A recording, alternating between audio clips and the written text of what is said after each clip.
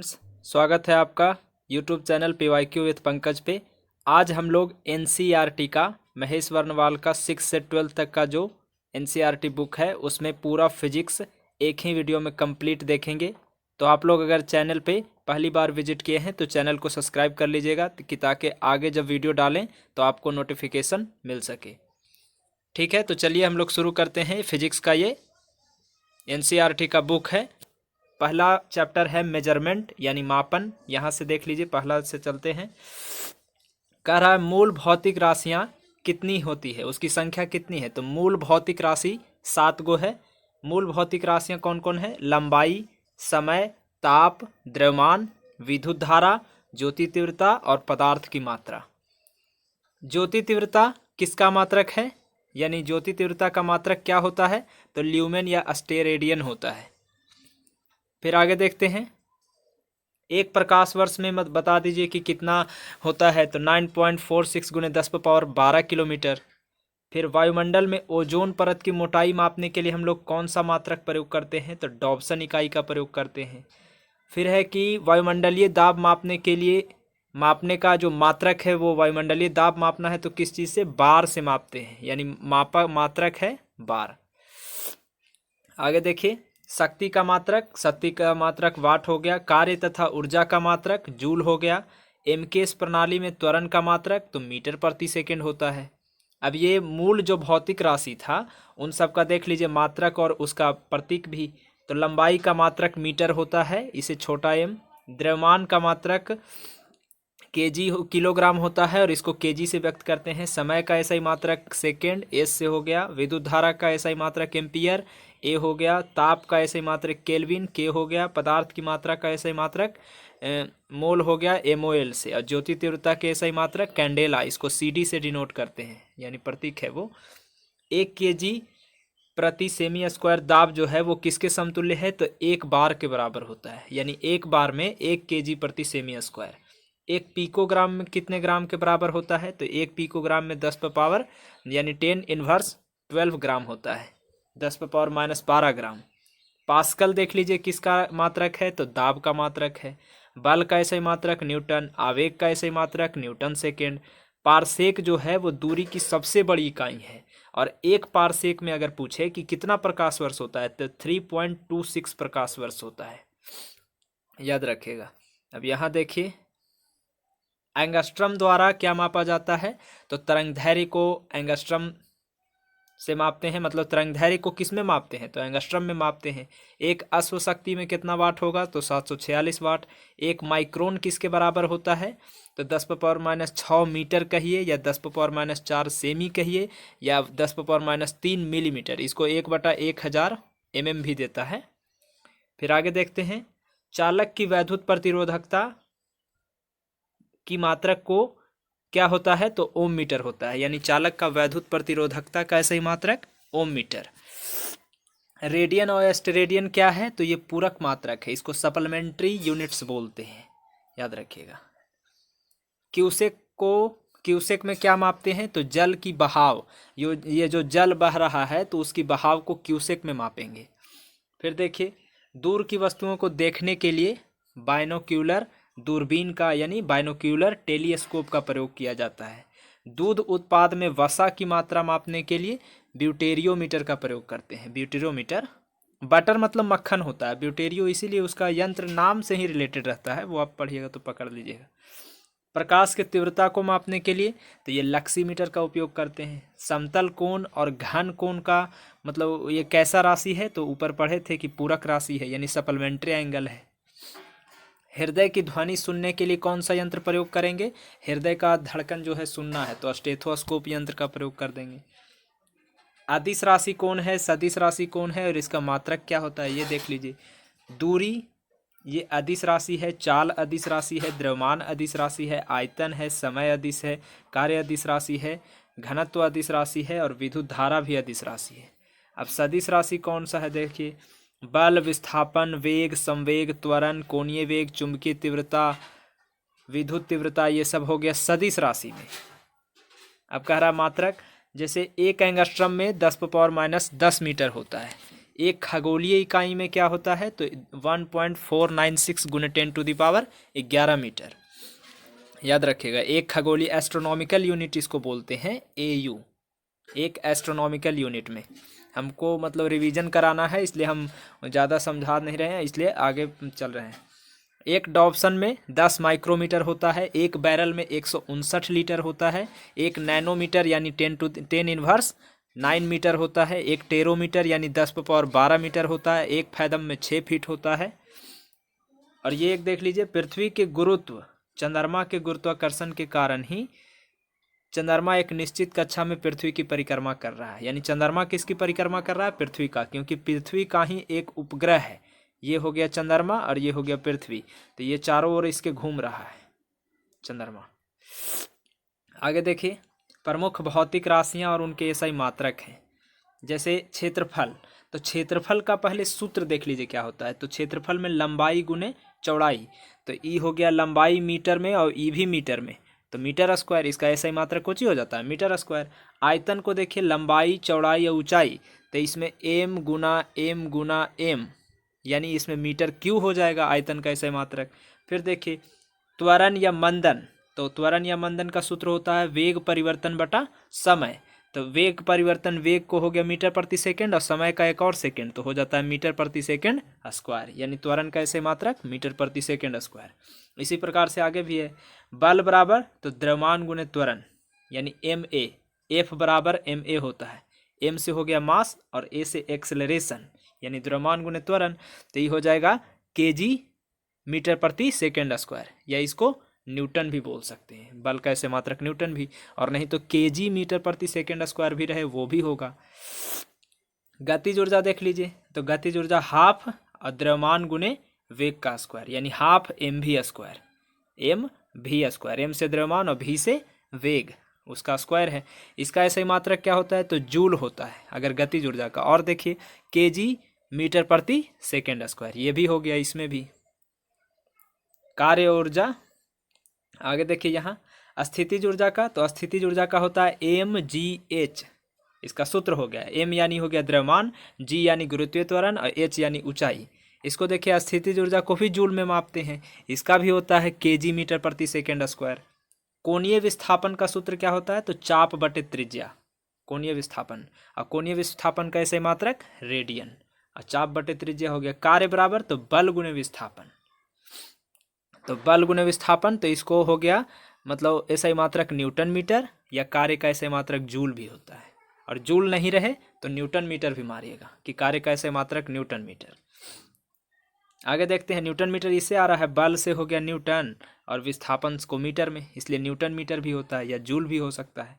शक्ति का ऐसे मात्रक तो कार्य बटा समय, तो कार्य का हो गया जूल और समय का हो गया सेकंड, यानी जूल प्रति सेकंड भी आ सकता है, या शक्ति को वाट में भी मापते हैं, यानी शक्ति का सूत्र हो गया कार्य बटा समय और ऐसा ही मात्रक हो गया जूल प्रति सेकंड या वाट।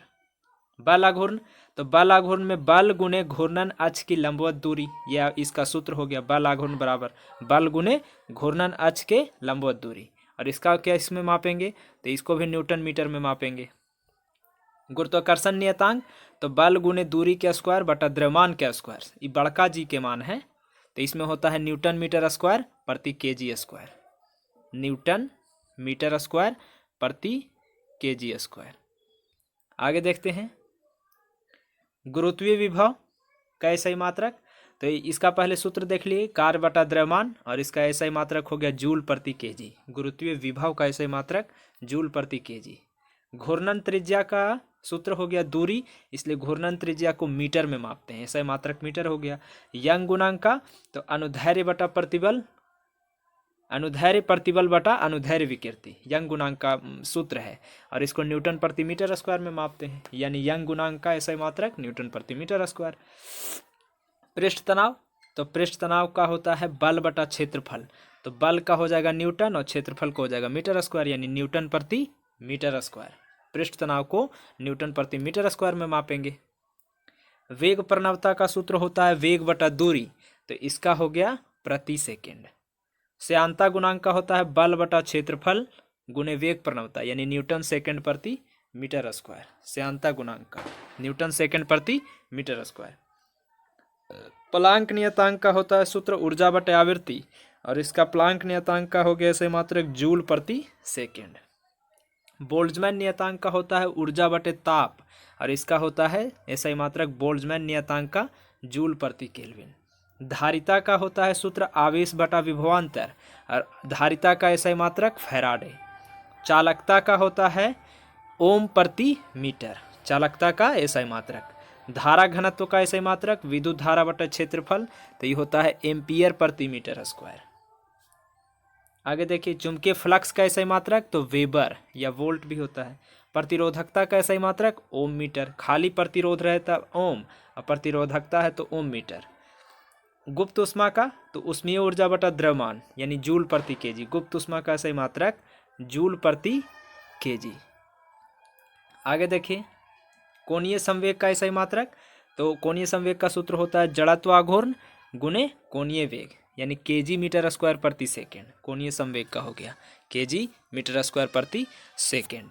जड़त्व आघूर्ण का तो द्रव्यमान गुणे परिभ्रमण त्रिज्या का स्क्वायर यानी केजी मीटर स्क्वायर। जड़त्व आघूर्ण केजी प्रति मीटर स्क्वायर, इसका ऐसा ही मात्रक हो गया।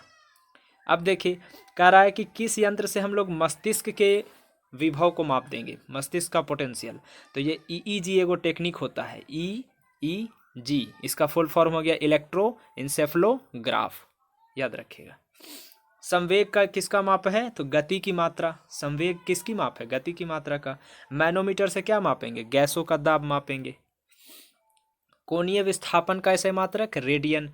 पृथ्वी और सूर्य के बीच माध्य दूरी कितना होता है या किस में व्यक्त करते हैं तो एस्ट्रोनॉमिकल यूनिट में, खगोलीय इकाई में। ऊपर पढ़े थे 1.496 गुने 10⁻11 मीटर होता है एक एस्ट्रोनॉमिकल यूनिट में, 1 AU इक्वल टू। ठीक है, अब ये देख लीजिए सोने की शुद्धता को किस में मापेंगे तो कैरोटोमीटर में मापेंगे। इसका सोना के कैरेट में ही होता है ना, कैरेट होता है 24 कैरेट का, तो इसी नामे पर रखल जाता है, जैसे कैरेटोमीटर हो गया। अब महत्वपूर्ण मापन और उपकरण देख लीजिए, जैसे अल्टीमीटर, तो इसमें उड़ते हुए विमान की ऊंचाई माप देंगे। अगर अल्टीमीटर मशीन होगा तो ऊपर में कोई हेलीकॉप्टर या हवाई जहाज कितना ऊंचा पर उड़ रहा है वो मापा जाएगा। आमीटर से देखिए विद्युत धारा की तीव्रता मापेंगे। ऑडियोमीटर से ध्वनि की तीव्रता मापेंगे। एरोमीटर से वायु गैस का भार और घनत्व मापेंगे। एनीमोमीटर से वायु की गति और शक्ति माप देंगे। एक्सेलेट्रोमीटर से गतिमान वाहक की गति में वृद्धि माप लेंगे, यानी गतिमान जो वाहक है उसका गति में कितना वृद्धि का दर है, एक्सेलेटर कहते हैं ना, एक्सेलेटर दे रहे हैं, एक्सेलेट्रोमीटर है ये। बैरोमीटर से वायुमंडलीय दाब मापेंगे। बोलोमीटर से ऊष्मीय विकिरण मापेंगे। कैलोरीमीटर से ऊष्मा की मात्रा मापेंगे। वर्नियर कैलिपर्स से बेलनाकार वस्तु का व्यास या गहराई मापेंगे। क्रायोमीटर से निम्न ताप मापते हैं। डेंसिटी मीटर से पदार्थ का घनत्व मापते हैं। फाइदोमीटर से समुद्र या नदी की गहराई मापते हैं। गैल्वेनोमीटर से विद्युत धारा की प्रबलता मापते हैं।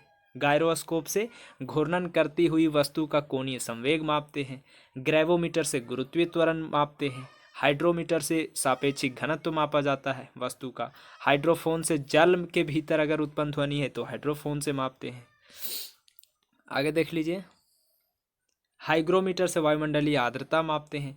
लैक्टोमीटर से दूध की शुद्धता। क्रोनोमीटर से पानी के जहाज़ों में सही समय पता लगता है। क्रोनोमीटर लगल रहेगा ना, तो पानी के जहाज पर अब समुद्र के बीच में भी हैं तो भी कोई दिक्कत नहीं, उसमें टाइम पता चल जाएगा। केस्कोग्राफ, तो केस्कोग्राफ में पौधों की वृद्धि को दर्शाने वाला यंत्र है। डायलेटोमीटर, ये किसी वस्तु में उत्पन्न आयतन के परिवर्तन को मापने वाला यंत्र है, यानी कोई वस्तु का जो आयतन अगर परिवर्तन होगा तो उसको माप देगा डायलेटोमीटर। डायनमोमीटर, डायनमोमीटर से इंजन में उत्पन्न की गई शक्ति मापा जाता है। नेफोस्कोप से बादल की गति और दिशा माप सकते हैं वायुमंडल में। रेडियो माइक्रोमीटर से तो ई हो गया ऊष्मीय विकिरण मापा जाता है। टैकोमीटर से कोई वस्तु का चक्रण की गति माप सकते हैं। यहाँ देखिए, यहाँ से हाँ, रेन गेज से तो रेन गेज से वर्षा माप देंगे, या यूडोमीटर से भी वर्षा मापा जाता है, याद रखिएगा यूडो। रिफ्रैक्ट्रोमीटर, तो ये पारदर्शक माध्यमों का अपवर्तनांक ज्ञात करने वाला है, यानी रिफ्रैक्ट्रोमीटर से। सैक्रोमीटर, तो इसमें शर्करा की सांद्रता मापा जाता है। रिफ्रैक्ट्रो में क्या था, अपवर्तनांक था। पारदर्शक माध्यम का, और सैकड़ों में शर्करा का मतलब सांद्रता है। स्क्रू गेज से तो ये महीन तारों का व्यास मापने वाला यंत्र है। सेक्सटेंट से ऊंचाई के मापने का काम आता है। स्फेरोमीटर से सतह की वक्रता मापा जाता है। स्फैग्मोमैनोमीटर से तो ये धमनी में, हम लोग का शरीर में धमनी जो है उसमें रुधिर के दाब मापने का उपकरण है। थियोडोलाइट से तो थियोडोलाइट में अनुप्रस्थ और लंबवत कोणों का माप किया जा सकता है, लंबवत कोण हो या फिर अनुप्रस्थ कोण हो उसका। थर्मोपाइल से तो ये विकिरण तीव्रता मापने का यंत्र है। वेंचुरी मीटर से द्रव की प्रवाह की गति मापने का यंत्र है। लाउड स्पीकर से ध्वनि की तीव्रता बढ़ाने का यंत्र है। मैकमीटर से ध्वनि का वेग के अनुपात में वायुयान की गति माप सकते हैं। मैग्नेटोमीटर से चुंबकीय क्षेत्र मापा जाता है। माइक्रोमीटर से अति सूक्ष्म लंबाई मिलीमीटर का 1000वां भाग ये मापते हैं। ओडोमीटर से वाहन द्वारा तय की गई दूरी। ओम मीटर से विद्युत प्रतिरोध मापते हैं। ओंडोमीटर से प्रतिरोध मतलब विद्युत चुम्बकीय तरंग को माप सकते हैं ओंडोमीटर से। पायरोमीटर से उच्च ताप युक्त पिंड का ताप माप सकते हैं। फोनोमीटर से ध्वनि की तीव्रता माप सकते हैं। पॉलीग्राफ से कोई अपराधी हो या संदिग्ध व्यक्ति हो, झूठ बोलेगा ना तो उसको पकड़ लेंगे, यानी कथन के जांच होता है। रडार से दूर स्थित वस्तुओं की अवस्थिति देख लेंगे, कोई दूर वस्तु भी है फिर भी उसका कहाँ है वो पता कर लेंगे। रेडियोमीटर से विकिरण मापक है। सिस्मोग्राफ से भूकंपीय तरंग। स्पीडोमीटर से गतिमान वाहक की गति मापेंगे। पाई हिलेरियोमीटर से सौर विकिरण मापेंगे। विस्कोमीटर से द्रव की श्यानता माप सकते हैं। वेव मीटर से चुंबकीय तरंग की तरंग दैर्घ्य माप सकते हैं। इलेक्ट्रॉनोमीटर से विभवांतर माप सकते हैं इलेक्ट्रॉन मीटर से। फिर आगे देखिए, सीजीएस पद्धति के अंतर्गत लंबाई को सेंटीमीटर में और द्रव्यमान को ग्राम में और समय को सेकंड में मापा जाता है। सीजीएस। अब इसमें आप देख लीजिए, अब यांत्रिकी हम लोग पढ़ेंगे, यानी मैकेनिज्म। प्रक्षेप्य गति को अगर दीर्घतम यानी ज़्यादा परास प्राप्त करना है तो 45 डिग्री के कोण पर बना के फेंकिए। अगर कोई वस्तु को बहुत दूर फेंकना है तो 45 डिग्री का कोण बना के फेंकिए। लेकिन अगर ऊंचा फेंकना है तो ऊंचा फेंकना है तब 90 डिग्री का कोण बना के फेंकिए। आगे देख लीजिए, जब मनुष्य नदी के किनारे नाव के बाहर कूदता है तो नाव पीछे की ओर जाता है। ये क्रिया प्रतिक्रिया के कारण होता है, न्यूटन के तीसरा नियम। संवेग परिवर्तन की दर किसके बराबर होता है तो बल के बराबर होता है। न्यूटन का प्रथम नियम किसको परिभाषित करेगा तो जड़त्व को करेगा। प्रक्षालन मशीन यानी वॉशिंग मशीन जिसको कहते हैं वो किस पे कार्य करता है तो अब केंद्रीय बल पर कार्य करता है। सड़क पर चलने की अपेक्षा बर्फ पर चलना कठिन क्यों होता है? क्योंकि बर्फ में सड़क की अपेक्षा घर्षण कम होता है। बर्फ में जैसे हमारा पैर से घर्षण कम होता है तो वहाँ फिसलेगा तो कठिन है वहाँ।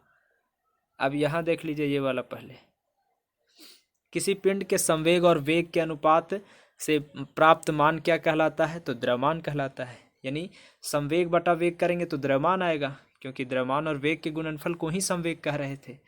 त्वरण तो त्वरण बराबर होता है v माइनस यू बटा टी, जहाँ a हो गया त्वरण, a मतलब त्वरण बराबर अंतिम वेग में से प्रारंभिक वेग घटा रहे हैं और बटा समय अंतराल।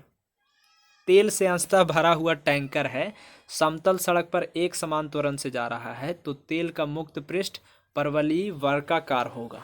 अगर टंकी भरल कोई तेल गाड़ी जा रहा है रोड पे तो वो परवलयाकार वहाँ वर्गाकार में वहाँ पे उसके अंदर में हो रहा होगा घूर्णन। एक समान वृत्तीय गति पर त्वरण कैसा होता है तो एक समान रहता है। घर्षण के उपस्थिति के कारण ब्लैक बोर्ड पर कागज से लिखना संभव है। अब ब्लैक बोर्ड पर या कागज पर हम लोग लिखते हैं, कागज पर पेन से लिख दे रहे हैं तो घर्षण हो रहा है पेन से और कागज में तबे ना, और उसके बाद ब्लैक बोर्ड में भी।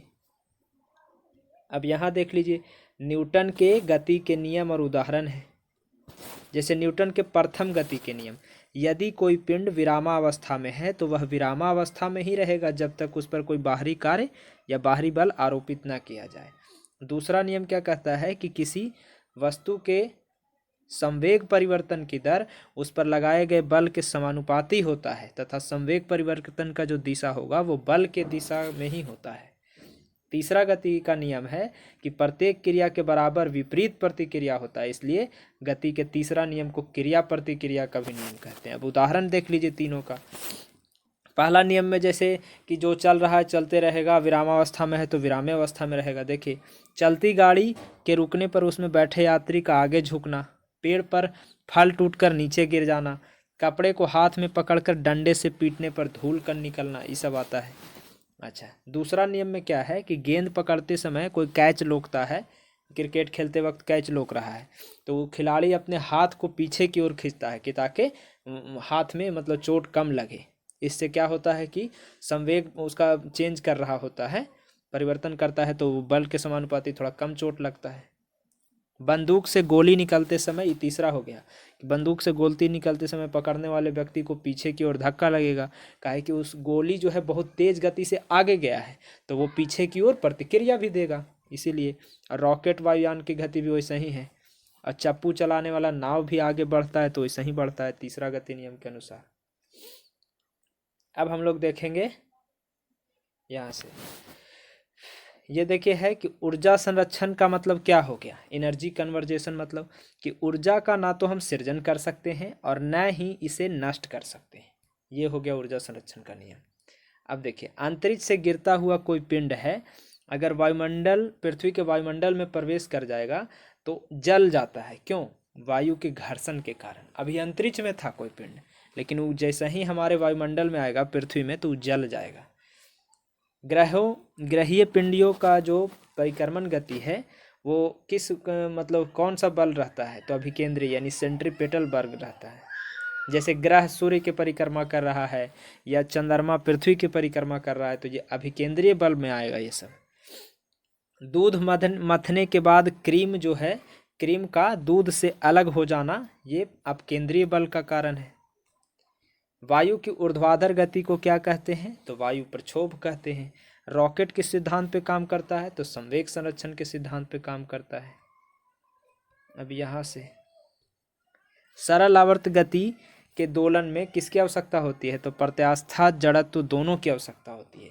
सिंपल हार्मोनिक मोशन में मतलब के दोलन रहता है तो उसमें प्रत्यास्था और जड़त्व की आवश्यकता होती है। कमानी तुला कौन सिद्धांत पे है, तो हुक के नियम पर है। जब एक बार कार की गति दोगुनी कर देते हैं तब उसको उतनी ही दूरी में रोकने के लिए ब्रेक बल जो है 4 गुना लगाना पड़ता है। अब जो कार के जितना स्पीड हम बढ़ाए हैं और फिर उतने दूर के अंदर में हम चाहते हैं रोकना, तो हमको 4 गुना ब्रेक लगाना पड़ेगा। 2 गुना बढ़ाए थे, 4 गुना लगाना पड़ रहा है ब्रेक।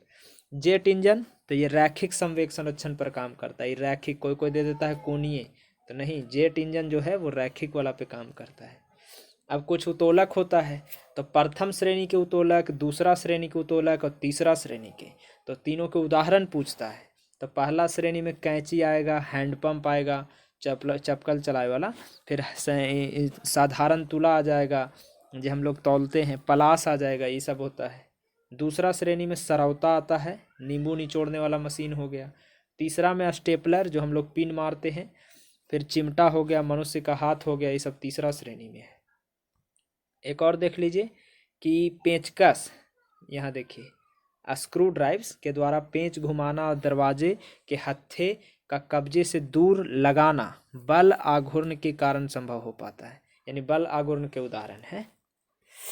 अब हम लोग देखेंगे गुरुत्वाकर्षण यानी ग्रेविटी। तो पृथ्वी का पलायन वेग देख लीजिए। पलायन वेग मतलब हो गया ना कि पृथ्वी से जैसे कोई वस्तु ऊपर फेंके तो वो पृथ्वी पे आ जाता है, लेकिन हम किस स्पीड से फेंक दें कि वो वस्तु पृथ्वी पर नहीं आवे, वो पलायन कर जाए, तो ये होता है पलायन वेग। तो ये पृथ्वी का पलायन वेग है कितना, 11.2 किलोमीटर प्रति सेकेंड, यानी 11.2 किलोमीटर अगर 1 सेकेंड में वस्तु को हम फेंक सकते हैं तो फिर पृथ्वी पर वापस नहीं आएगा, चाहे मोबाइले के हम कहे न फेंक दें इतना क्या स्पीड से। आगे देखिए, यदि चक्कर लगाते हुए अंतरिक्षयान से एक सेब छोड़ा जाए, मतलब चक्कर लगा रहा था, अंतरिक्षयान से एक सेब छोड़े, तो उसकी गति क्या होगा, अंतरिक्षयान के साथ साथ उस गति से गतिमान होगा, वो भी घूमने लगेगा वहीं पे अंतरिक्ष में। आगे देखिए, अंतरिक्ष यात्री निर्वात में सीधे खड़े क्यों नहीं रह पाते हैं, क्योंकि वहाँ पे गुरुत्वाकर्षण नहीं है। गुरुत्वाकर्षण नहीं है तो खड़ा नहीं रह पाते हैं, ऐसे ही हवा में उड़ते रहते हैं, उसके लिए बैलेंस बनाना पड़ता है। पृथ्वी के चारों ओर परिक्रमा कर रहा कृत्रिम उपग्रह पृथ्वी के त्वरण के कारण नहीं गिरता है। हाँ, पृथ्वी के चारों ओर जो कृत्रिम उपग्रह जो लगाए हैं वो त्वरण के कारण नहीं गिरता है। एक भू उपग्रह यानी जियो सैटेलाइट किस बल के से अपने कक्ष में निरंतर गति करता है? तो अब केंद्रीय बल के कारण भू उपग्रह जो है वो अपने कक्षा घूमते रहता है। चंद्रमा की सतह पर पलायन वेग पृथ्वी की सतह से अपेक्षा कम क्यों है? क्योंकि चंद्रमा की त्रिज्या पृथ्वी की त्रिज्या से कम है। और चंद्रमा का पलायन वेग पूछेगा तो 2.37 किलोमीटर पर सेकेंड। यही चंद्रमा पृथ्वी का कितना था? 11.2 था, तो ये ज़्यादा है। अब चलिए आगे देखते हैं। भारहीनता की स्थिति किसके कारण होता है? तो गुरुत्वाकर्षण के अगर शून्य जीरो हो जाएगा, गुरुत्वाकर्षण खत्म हो जाएगा तो भारहीनता हो जाएगा, कोई भी वस्तु भारी नहीं लगेगा। एक लड़की झूले पर बैठी स्थिति में झूला झूल रही थी। लड़की कोई झूला पर बैठ के झूला झूल रही है। अगर लड़की खड़ा हो गई तो आवर्तकाल क्या होगा? तो आवर्तकाल कम हो जाएगा, क्योंकि लोलक की लंबाई बढ़ने पर लोलक घड़ी गर्मी में धीमा हो जाता है, जबकि शीतकाल में तीव्र गति से चलने लगता है। अगर ये बात पूछे कि लोलक की लंबाई बढ़ता है तो गर्मी में घड़ी लोलक घड़ी धीमा हो जाता है और शीतकाल में कोची होता है? तेज हो जाता है। हवा में लोहे और लकड़ी के समान भार के गेंद को एक समान ऊंचाई पर से गिराने पर क्या होगा? तो लकड़ी का गेंद बाद में गिरेगा। हवा में गिरा रहे हैं तो लकड़ी हल्का होता है, उसका द्रव्यमान हल्का है, इसलिए वो पीछे गिरेगा। निर्वात में गिराते तो दोनों एक साथ गिरता। हाँ आगे देख लीजिए। यही यदि यहाँ तो हो ही गया था ये वाला। हाँ ये वाला, यदि वायु प्रतिरोध को नगण्य कर दिया जाए और एक समान आकार के लकड़ी लोहा मोम तीनों को गिराएंगे, तब फिर क्या होगा कि वे सभी एक साथ पृथ्वी पर पहुंचेगा। काहे कि वायु को हम नगण्य कर दिए हैं। पृथ्वी के किस स्थान पर पिंड का भार सबसे ज़्यादा होता है? तो ध्रुवों पर होता है। पृथ्वी के केंद्र से ध्रुवों की दूरी कम होने के कारण ध्रुवों पर स्थित पिंड पृथ्वी द्वारा अधिक गुरुत्वाकर्षण बल आरोपित होगा, इसलिए ध्रुवों पर उसका भार पृथ्वी पर स्थित किसी अन्य स्थान से अधिक होता है। यानी ध्रुव पर किसी वस्तु का मान ज़्यादा होता है। आगे देख लीजिए। यहाँ पे लिफ्ट में कोई बैठा हुआ व्यक्ति है, उसका भार ज़्यादा कब महसूस होगा? जब लिफ्ट ऊपर की ओर जा रहा होगा त्वरित गति से। आप देखिएगा लिफ्ट में गया में ही या कहीं भी चढ़े होंगे तो मतलब लिफ्ट ऊपर की ओर जा रही होगी तो आपको लगेगा कि मेरा जो भार है वो थोड़ा ज़्यादा है, और जब नीचे की ओर आ रहा होगा तो आपको अपनी भार में कमी महसूस होगा। भू तुल्यकाली उपग्रह यानी जियो साइनर्स मतलब सैटेलाइट, ये देख लीजिए। इसके परिक्रमण की अवधि कितना? तो 24 घंटा के होता है। यदि पृथ्वी और सूर्य के बीच दूरी दोगुनी होती तो सूर्य द्वारा पृथ्वी का गुरुत्वाकर्षण बल वर्तमान का 1/4 भाग होता। याद रखिएगा। लोलक की समय अवधि किस पे डिपेंड करता है? तो लोलक की लंबाई पे करता है। पृथ्वी का गुरुत्वाकर्षण बल यदि अचानक खत्म हो जाए तो क्या होगा? तो पृथ्वी पर स्थित वस्तुओं का भार शून्य हो जाएगा और द्रव्यमान तो अपरिवर्तित रहबे करेगा। पृथ्वी की सतह पर जी का मान अधिकतम होता है और चंद्रमा पर जी का मान पृथ्वी के जी का मान का 1/6 होता है। पीसा का झुका मीनार है वो क्यों नहीं गिरता है? वो दीवार पीसा में जो है मीनार का वो झुका हुआ है लेकिन फिर भी नहीं गिर रहा। इसका कारण क्या है? तो उसका गुरुत्व केंद्र जो है, मतलब उसका मीनार का गुरुत्व केंद्र से जाने वाली ऊर्ध्वाधर रेखा के तल के अंदर से रहती है, इसीलिए मतलब नहीं गिरता है। यदि कोई वस्तु ऊपर से गिराते हैं तो उसका भार पर क्या प्रभाव पड़ेगा? वस्तु का भार तो अपरिवर्तित रहेगा। जब हम भूमध्य रेखा से ध्रुव की ओर जाएंगे तो जी का मान क्या होगा? बढ़ेगा। चक्रीय झूला पर झूलते समय व्यक्ति को बाहर की ओर धक्का क्यों लगता है? आप केंद्रीय बल के कारण। अगर गोल गोल चक्कर वाला में झूला झूल रहे हैं तो आपको लगेगा कि हम बाहर की ओर ठेला रहे हैं तो ऐसा क्यों लगता है? ऐसा आप केंद्रीय बल के कारण लगता है। आप मतलब बाहर की ओर, अब अभी केंद्र मतलब अंदर। याद रखिएगा। आगे चलते हैं। विभिन्न द्रव्यमान वाले दो पत्थर हैं, एक साथ किसी इमारत को छत से गिराते हैं तो कौन सा पत्थर जमीन पर पहले पहुंचेगा? दोनों ही पत्थर एक साथ जमीन पर पहुंचेगा, काहे कि अलग अलग द्रव्यमान है। अलग अलग द्रव्यमान वाला दो पत्थर था। यहाँ देखिए गुरुत्वाकर्षण और गुरुत्व के उदाहरण। सूर्य तथा अन्य ग्रह गुरुत्वाकर्षण के कारण ही सभी ग्रह लगभग वृत्ताकार और निश्चित कक्षा में सूर्य की परिक्रमा कर रहे हैं। जितना ग्रह है सबके कर परिक्रमा कर रहा है सूर्य के। पृथ्वी के गुरुत्व चंद्रमा के गुरुत्व के कारण ही चंद्रमा एक निश्चित कक्षा में पृथ्वी के परिक्रमा करता है, और जितना उपग्रह है वो अपन अपन ग्रह के परिक्रमा करता है। सूर्य जो है चंद्रमा एवं पृथ्वी के गुरुत्वाकर्षण के अंतर क्रिया के कारण पृथ्वी पर स्थित समुद्रों में ज्वार भाटा आते हैं। गुरुत्वाकर्षण का भी रोल होता है ज्वार भाटा आने में। गुरुत्वाकर्षण के सार्वभौमिक जो नियम है सिद्धांत वो आइजैक न्यूटन ने दिया था, याद रखिएगा। अब हम लोग देखेंगे पदार्थ के सामान्य गुण। जैसे साबुन के बुलबुला का दाब जो है वायुमंडलीय दाब से कम होता है या अधिक, तो साबुन के बुलबुला का दाब वायुमंडलीय दाब से ज़्यादा होता है। स्वचालित हाइड्रोलिक ब्रेक जो है वो पास्कल के सिद्धांत पे काम करता है। बर्फीले क्षेत्र में शीतकाल में जब झील के ऊपरी सतह का पानी बर्फ में बदल जाता है, यानी ऊपर बर्फ जम जाता है लेकिन उसके अंदर जो है जलीय जंतु जीवित रहता है।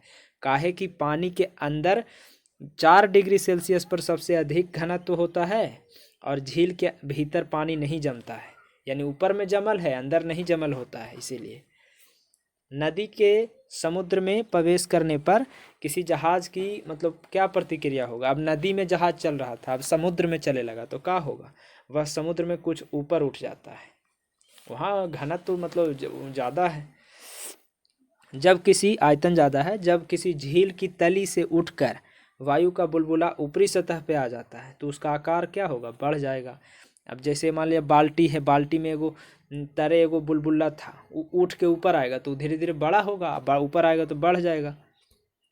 आगे देख लीजिए, किसी वस्तु की मात्रा बदलने पर उसके घनत्व पर क्या प्रभाव पड़ेगा, तो वस्तु का घनत्व अपरिवर्तित रहेगा। मात्रा बदलने से घनत्व नहीं बदलता है। हवाई जहाज से यात्रा करते समय पेन से स्याही गिरने लगता है, तो ये वायु दाब में कमी होने के कारण। फिर आगे देख लीजिए, नदी की अपेक्षा समुद्र में तैरना आसान क्यों है, क्योंकि समुद्री जल का घनत्व नदी के जल घनत्व से अधिक होता है, इसीलिए। आगे देखते हैं, समुद्र में प्लवन करते हुए बर्फ का पिंड पानी की सतह का 1/9 भाग ऊपर उठा हुआ रहता है, और जब बर्फ पिघलती है तो पानी के स्तर में कोई परिवर्तन नहीं होता है। आगे देखते हैं, पृष्ठ घनत्व का क्या कारण, पृष्ठ तनाव का, तो अणुओं के बीच ससंजक बल, इसी कारण से पृष्ठ तनाव होता है, ससंजक बल के कारण। बैरोमीटर देखें तो बैरोमीटर में अचानक अगर गिरावट आ जाए, बैरोमीटर से हम लोग क्या मापते हैं, तो बैरोमीटर से वायुमंडलीय दाब मापते हैं, तो उसके अगर पैमाना में अचानक गिरावट आना शुरू हो जाए तो समझिए कि तूफानी मौसम आने वाला है। फिर तेल जल पृष्ठ पर क्यों तैरता है, क्योंकि तेल का पृष्ठ तनाव जल से कम होता है, इसीलिए तेल जल के ऊपर तैरते रहता है।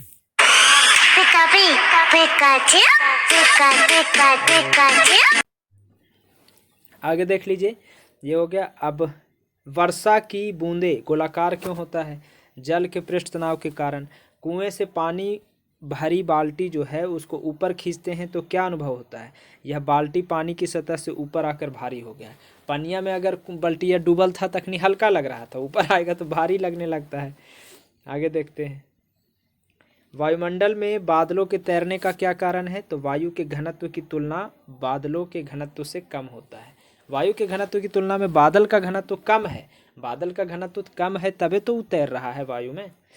लोहे का घनत्व उसके द्वारा हटाए गए जल के अपेक्षित घनत्व से अधिक तथा पारे के घनत्व से कम होता है, इस कारण लोहा की कील जो है वो पारा में तैरता है। जेकर घनत्व कम हो जाएगा फिर तो तैरवे करेगा। पौधा की जड़ों से पर्णपतियों की ओर जल बढ़ने की क्रिया का कारण क्या है, केशिकत्व क्रिया के कारण। अब पेड़ में हम लोग नीचे जलवा डाल देते हैं जड़िया के पास, और वो ऊपर ले जाता है, कैसे, केशिकत्व क्रिया से।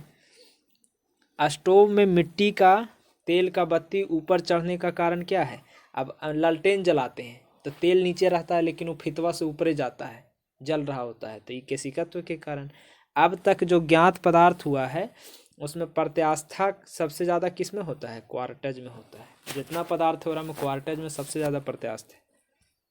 अपमार्जक मिलाते हैं तो जल का पृष्ठ तनाव पर क्या प्रभाव पड़ेगा, तो जल का पृष्ठ तनाव घट जाता है। फाउंटेन पेन कौन सिद्धांत पे काम करेगा, तो केशिकत्व के सिद्धांत पर काम करेगा।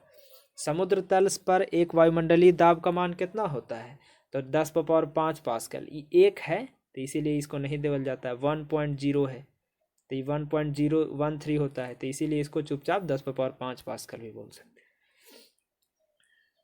आगे देखिए, जल का अपेक्षिक घनत्व -4 डिग्री सेल्सियस पर सबसे ज़्यादा होता है, सर्वाधिक होता है। -4 नहीं, 4 डिग्री सेल्सियस पर, ही बराबर दे ले। अच्छा, जल से भरी बाल्टी को हिला करके छोड़ने पर कुछ समय बाद जल अपने आप स्थिर हो जाएगा, काहे कि श्यानता के कारण ऐसा होता है। कुछ देर बाद जल शांत हो जाता है। धातु की शुद्धता ज्ञात करने में किसका प्रयोग करते हैं, आर्किमिडीज का सिद्धांत लगाते हैं धातु की शुद्धता ज्ञात करने में। जल से निकालने पर शेविंग के ब्रश जो है वो आपस में चिपका रहता है, ये पृष्ठ तनाव के कारण। रबर जो है वो, स्टील जो है वो रबर के अपेक्षा ज़्यादा प्रत्यास्थ है, काहे कि स्टील के लिए अधिक विरूपक बल की आवश्यकता होता है।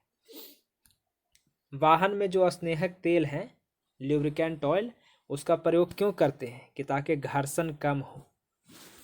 वाहन में जो मशीन है उसका घर्षण कम हो, इसलिए लुब्रिकेंट ऑयल का प्रयोग करते हैं।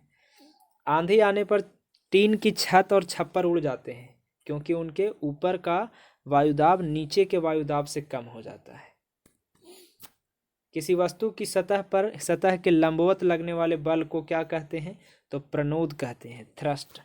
किसी वस्तु के सतह के लंबवत लगने वाले बल को। अब यहाँ एक देख लीजिए कि जल की श्यानता वायु से अधिक होने के कारण जल की तुलना में वायु की गति करना सरल है। जल की तुलना में वायु में गति करना आसान है, जल की तुलना में वायु में हल्का होता है गति करना। अब हम लोग देखेंगे तरंग, गति एवं ध्वनि। देखिए, सबसे पहले रात्रि में देखने के लिए, यानी रात्रि दृष्टि उपकरण, इसको नाइट विजन डिवाइस कहते हैं। उसमें कौन सा तरंग प्रयोग करते हैं, तो आवृत्त तरंग, इंफ्रारेड वेव्स बोलते हैं उसको। दृश्य प्रकाश का तरंग दैर्घ्य कितना होता है, तो 390 से 750 नैनोमीटर के बीच में। हम लोग जो देखते हैं ना, जो प्रकाश से, जिस प्रकाश से हम लोग किसी वस्तु को देख पा रहे हैं, तो उसका तरंग दैर्घ्य है ये। आंत से संबंधित रोगों का निदान करने के लिए किस किरण का प्रयोग करते हैं, तो एक्स किरण का। आंत में कोई चीज़ रोग होल है तो उसको मतलब जांच के लिए या उसके ख़त्म करने के लिए एक्स किरण का प्रयोग करते हैं। कीड़ों तथा क्षति पहुंचाने वाले जीवों को घर से दूर भगाने के लिए किस तरंग का, तो अल्ट्रासोनिक तरंग का प्रयोग करते हैं। समीप आती हुई रेलगाड़ी की सीटी की आवृत्ति या तीक्ष्णता बढ़ती जाती है, ऐसा किस कारण, डॉपलर प्रभाव के कारण होता है। अब गाड़ी नज़दीक जैसे जैसे आता है उसका सीटी लगता है और तेज आ रहा है, तो ये मतलब डॉपलर प्रभाव के कारण है। क्रिस्टल की संरचना ज्ञात करने के लिए किस किरण का प्रयोग करेंगे, तो एक्स किरणों का प्रयोग करते हैं। अब देखिए कि अनुप्रस्थ तरंग के उदाहरण और अनुदैर्घ्य तरंग के उदाहरण। तो प्रकाश जो है ये अनुप्रस्थ तरंग है और ध्वनि अनुदैर्घ्य तरंग है। अब आगे देखिए, अनुप्रस्थ तरंग में आता है सेकेंडरी वेव्स, जो भूकंपी तरंग आता है ना पृथ्वी पर, तो उसमें सेकेंडरी वेव्स यानी द्वितीयक तरंगे। और अगर प्राइमरी वेव्स है यानी पी, ये हो गया अनुदैर्घ्य तरंग में। और डोरी युक्त यंत्र में है तरंग होता है, जैसे सितार, गिटार, वीणा, तो ये सबसे अनुप्रस्थ तरंग निकलता है। और सर्पिलाकार स्प्रिंग अगर है, स्प्रिंग मतलब सर्पिलाकार, तो उसमें अनुदैर्घ्य तरंग। अस्थिर जल में अगर पत्थर फेंक रहे हैं तो उसमें भी अनुप्रस्थ तरंग। जल में पत्थर फेंक दे रहे हैं, तालाब उलाब था, फेंक दिए, तो उसमें भी अनुप्रस्थ तरंग है। सितार हो गया, गिटार बजा रहा है कोई, वीणा बजा रहा है, तो डोरी से है, तो डोरी से उत्पन्न हो रहा है, तो वो भी अनुप्रस्थ तरंग है। फिर देखिए कि एक रडार जो है वो शत्रु के वायुयान के उपस्थिति का पता लगाने में कौन सा किरण, तो रेडियो तरंग का प्रयोग करते हैं। रडार में रेडियो तरंग का प्रयोग होता है, इतना याद रखिए। पराबैंगनी किरण, एक्स किरण और सूक्ष्म किरण व गामा किरण का तरंग दैर्घ्य का आरोही क्रम में सजाइए। आरोही मतलब हो गया कि धीरे धीरे बढ़ना, अवरोही मतलब होता है धीरे धीरे घटना, इसीलिए आरोही नाम रखा जाता है। किसी बच्चे का ये याद करने का, समझने का एक तरीका है।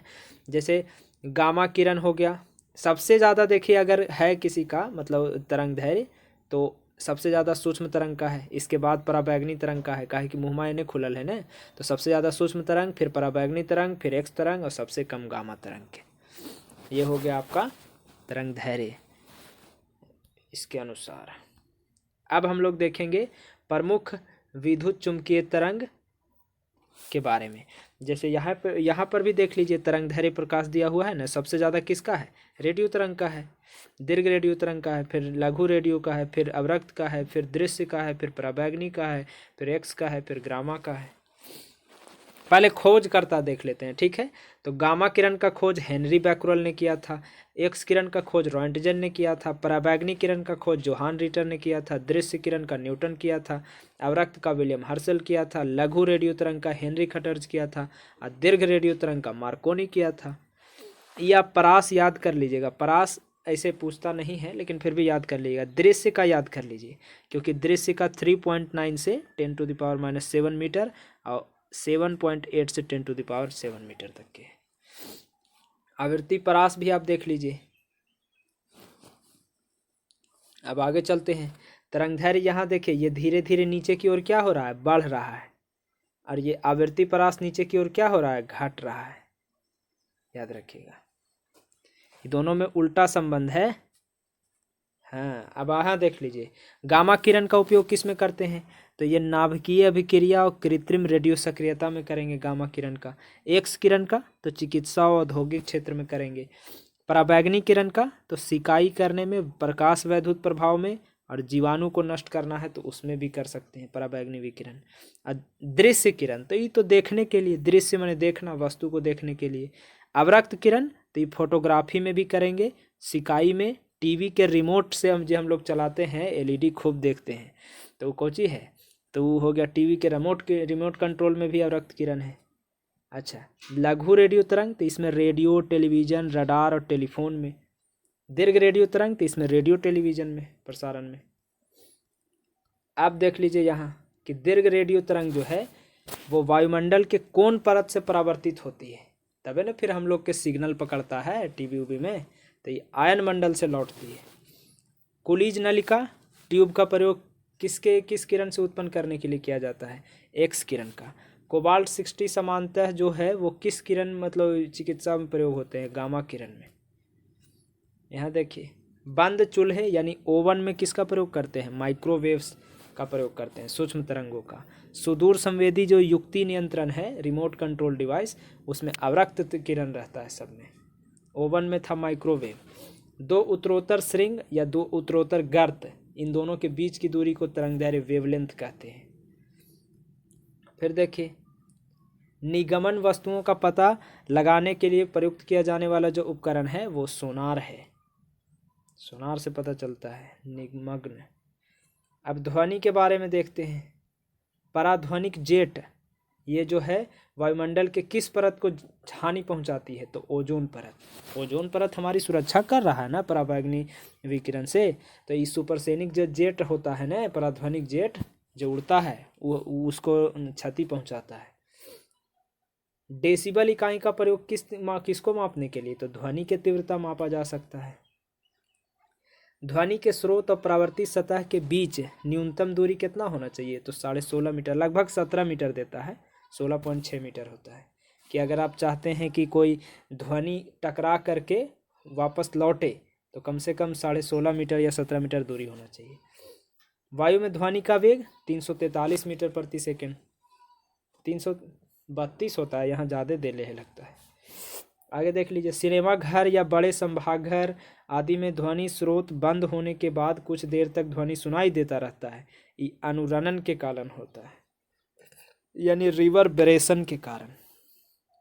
फिर आगे देखिए, चंद्रमा के धरातल पर दो व्यक्ति एक दूसरे की बात नहीं सुन सकते हैं। इसका कारण क्या है? चंद्रमा पर वायुमंडल नहीं है तो कहने से सुनाई पड़ेगा।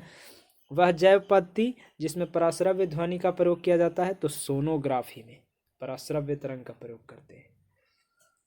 WHO के अनुसार कितना से ज़्यादा की ध्वनि मानव के लिए उपयुक्त होता है? मतलब सबसे बढ़िया मानव के कान के लिए तो 45 डेसिबल की तीव्रता, इतना तक के ठीक है, 45 डेसिबल तक के। चमगादड़ जो है वो अंधेरी रात में उड़ सकते हैं और अपना शिकार भी कर सकते हैं, काहे कि वो पराध्वनि तरंग उत्पन्न करता है और उन्हीं के द्वारा वो देख लेता है, निर्देशित हो जाता है उसको। टीवी रिमोट में किस तरंगों का प्रयोग, तो ये हो जाएगा रेडियो तरंग, या अवरक्त तरंग भी हो तो भी चलेगा। अब देख लीजिए यहाँ पे पहले कि ध्वनि स्रोत और तीव्रता, जैसे हम लोग साधारण बातचीत करेंगे तो 30 से 40 डेसिबल करेंगे, अगर ज़ोर ज़ोर से हंस हंस के बात करेंगे तो फिर 50 से 60 डेसिबल करेंगे, और तेज संगीत या शोर होगा तब 80 डेसिबल से ज़्यादा। अब पेड़ के पत्ता जो सरसराता है ना, जो ठंडा जो हवा चल रहा है तो सरसराता है, तो 10 से 20 डेसिबल होता है। सायरन जो हो गया वो अगर बजेगा, चाहे पुलिस वाला चाहे एम्बुलेंस वाला, तो 110 से 120 डेसिबल होता है। और जेट विमान जो है 140 से 50 डेसिबल। औद्योगिक यंत्र या कारखाना में 100 से 120 डेसिबल आवाज़ निकलता है। अब हम लोग यहाँ देख लीजिए पहले, टेलीविज़न ग्राही के दूरस्थ के नियंत्रण में विद्युत चुम्बकीय विकिरण प्रयोग में लाया जाता है, अवरक्त विकिरण। यानी टेलीविज़न ग्राही जो है वो दूरस्थ नियंत्रण के लिए दूर से ही हम लोग नियंत्रित कर लेते हैं टीवी को, तो वो अवरक्त विकिरण के कारण। जब सितार या बांसुरी एक ही स्वर में बजाते हैं तो उनसे जो उत्पन्न ध्वनि है उसके ध्वनि गुणता के आधार पर मतलब व्यक्त किया जाता है। जैसे सितार और बांसुरी बज रहा है तो हम लोग कैसे पकड़ लेते हैं कि वहाँ से सितार की आवाज़ आ रहा है, यानी से बांसुरी कह रहा है। उसमें गुणता, ध्वनि का 3 लक्षण होता है, उसमें गुणता के कारण अलग पता चलता है। इसमें देख लीजिए, जल है, लोहा है और नाइट्रोजन है, तो इसमें ध्वनि के वेग का आरोही क्रम तो सबसे ज़्यादा लोहा में होगा। लोहा ठोस है, आरोही माने बड़ा, इसीलिए सबसे ज़्यादा लोहा में, फिर जल में, फिर नाइट्रोजन में, यानी ठोस में, द्रव में, तब गैस में। विभिन्न माध्यम में ध्वनि के चाल का क्रम तो सबसे जो है वो ठोस, द्रव, गैस में होता है। ठोस में सबसे ज़्यादा, फिर द्रव में, फिर गैस में। तापमान का ध्वनि वेग, तापमान का ध्वनि वेग क्या प्रभाव पड़ता है, तो तापमान का ध्वनि वेग जो है वो तापमान घटने से ध्वनि का वेग घटता है। टेम्परेचर जितना ज़्यादा है उतना ध्वनि का वेग तेज होगा, और कम है तो कम होगा। टेम्परेचर पे डिपेंड करता है, याद रखिएगा। ध्वनि किस माध्यम से नहीं गुजर सकता है, तो निर्वात से। एकदम निर्वात रहेगा, हवा हुआ कुछ नहीं रहेगा तो नहीं गुजरेगा। निर्वात मतलब शून्य हो गया एकदम। ध्वनि तरंगे ठोस और गैस दोनों में गमन कर सकता है। धातु में ध्वनि का वेग सबसे ज़्यादा होता है, ठोस में ज़्यादा होता है। स्टेथोस्कोप ये ध्वनि के परावर्तन सिद्धांत पे काम करता है। एकॉस्टिक्स में किसका अध्ययन करेंगे, ध्वनि का। ध्वनि तरंग में कौन सी घटना घटित नहीं हो सकती, तो ध्रुवन घटना। ध्रुवन केवल होता है किसमें, प्रकाश तरंग में, ध्वनि तरंग में नहीं हो सकता है। ध्वनि का तरत्व किस पे डिपेंड करता है, आवृत्ति पर। प्रतिध्वनि में क्या होता है, तो ध्वनि तरंगों का परावर्तन होता है। पराश्रव्य तरंग की आवृत्ति लगभग कितना होता है, तो 20,000 हर्ट्ज से अधिक होता है। मानव जो श्रव्य तरंग की आवृत्ति है वो कितना होता है, 20,000 से 20,000 हर्ट्ज तक होता है। पराश्रव्य तरंग किसके द्वारा सुनी जा सकती है, तो कुत्ता और डॉल्फिन मछली द्वारा। विभिन्न माध्यम में ध्वनि के चाल 25 डिग्री सेल्सियस पर। एल्युमिनियम में देखिए चाल है कितना, 6420 मीटर प्रति सेकेंड। स्टील में होता है 5960 मीटर प्रति सेकेंड ध्वनि के चाल स्टील में। लोहा में 5950 होता है। कांच में ध्वनि के चाल 3980। जल में ध्वनि के चाल 1402। वायु में ध्वनि के चाल 331। ऑक्सीजन में ध्वनि के चाल 316। हाइड्रोजन में ध्वनि के चाल 1286। और समुद्री जल में ध्वनि के चाल 1533। और सामान्य जल में ध्वनि के चाल तो 1493। याद रखिएगा, ये सब 0 डिग्री सेल्सियस पर था। एल्युमिनियम में सबसे ज़्यादा था ना 6420, स्टील में 5960, लोहा में 5950, ऐसे करके था। हाइड्रोजन में 1286। अब आगे देख लीजिए यहाँ, वायु एवं ऊष्मागतिकी, हीट एंड थर्मोडायनेमिक्स। हाइड्रोजन से भरा गुब्बारा को पृथ्वी से छोड़ने पर गुब्बारा में क्या परिवर्तन होगा, तो गुब्बारा के आयाम में वृद्धि हो जाएगा। तेज हवा वाली रात्रि में ओस नहीं क्यों बनता है, क्योंकि वाष्पीकरण का दर तेज होता है, इसलिए ओस नहीं बनता है। तेज हवा चलेगा ना तो वो रात्रि में ओस नहीं बनेगा, वाष्पीकरण का दर तेज रहता है इसीलिए। कमरे में रखा रेफ्रिजरेटर है उसको खोल देंगे, दरवाज़ा उसका खोल देंगे। अब फ्रिज रखल है उसका दरवाज़ा खोल देंगे तो कमरे के टेम्परेचर जो क्या होगा, बढ़ जाएगा। वह थर्मामीटर जो 2000 डिग्री सेल्सियस मापने हेतु उपयुक्त है उसको क्या कहते हैं? पूर्ण विकिरण पायरोमीटर कहते हैं, जो 2000 डिग्री सेल्सियस को भी माप सकता है। तापमापन देख लीजिए, जैसे फ़ारेनहाइट में कितना में जमेगा? 32 डिग्री में। कितना में खौलेगा? 212 डिग्री फ़ारेनहाइट में। और कितना बराबर भाग में बाटल है? तो ये दोनों के अंतर कितना है? 180। और एक बराबर भाग यानी 1 फ़ारेनहाइट। सेल्सियस में देखिए कितना में जमेगा? 0 डिग्री सेल्सियस में। कितना में खौलेगा? क्वथनांक कितना है? तो 100 डिग्री सेल्सियस। कितना बराबर भाग में बाटल है? तो 100 गो 1 डिग्री सेल्सियस। केल्विन में देखिए 273 डिग्री सेल्सियस में जमेगा यानी हिमांक है, और 373 डिग्री सेल्सियस में खौलेगा यानी दोनों कितना बराबर भाग में बाटल है? 100 गो 1 केल्विन। अब यहाँ देखिए परम शून्य ताप से क्या तात्पर्य है? तो सैद्धांतिक रूप से न्यूनतम संभव तापमान को हम लोग कहते हैं कि परम शून्य, इससे नीचे नहीं हो सकता है टेम्परेचर, उसको कहते हैं परम शून्य ताप। स्वचालित इंजन में हिमरोधी के रूप में किस पदार्थ का उपयोग किया जाता है? एथिलीन ग्लाइकॉल का प्रयोग करते हैं। जब बर्फ पिघलता है तो उसके आयतन पर क्या प्रभाव पड़ेगा? आयतन घटता है। बर्फ पिघलेगा तो आयतन घटेगा। थर्मोस्टेट यंत्र का संबंध टेम्परेचर से है, जिसकी उपयोग किसमें? किसी निकाय का दाब स्वनियंत्रित करना होता है। थर्मोस्टेट यंत्र से टेम्परेचर को मतलब नियंत्रित किया जाता है। रेफ्रिजरेटर में थर्मोस्टेट क्या करता है? तो एक समान टेम्परेचर बनाए रखता है। रेफ्रिजरेटर में खाद्य पदार्थ को सुरक्षित रखने के लिए 4 डिग्री सेल्सियस टेम्परेचर अच्छा है।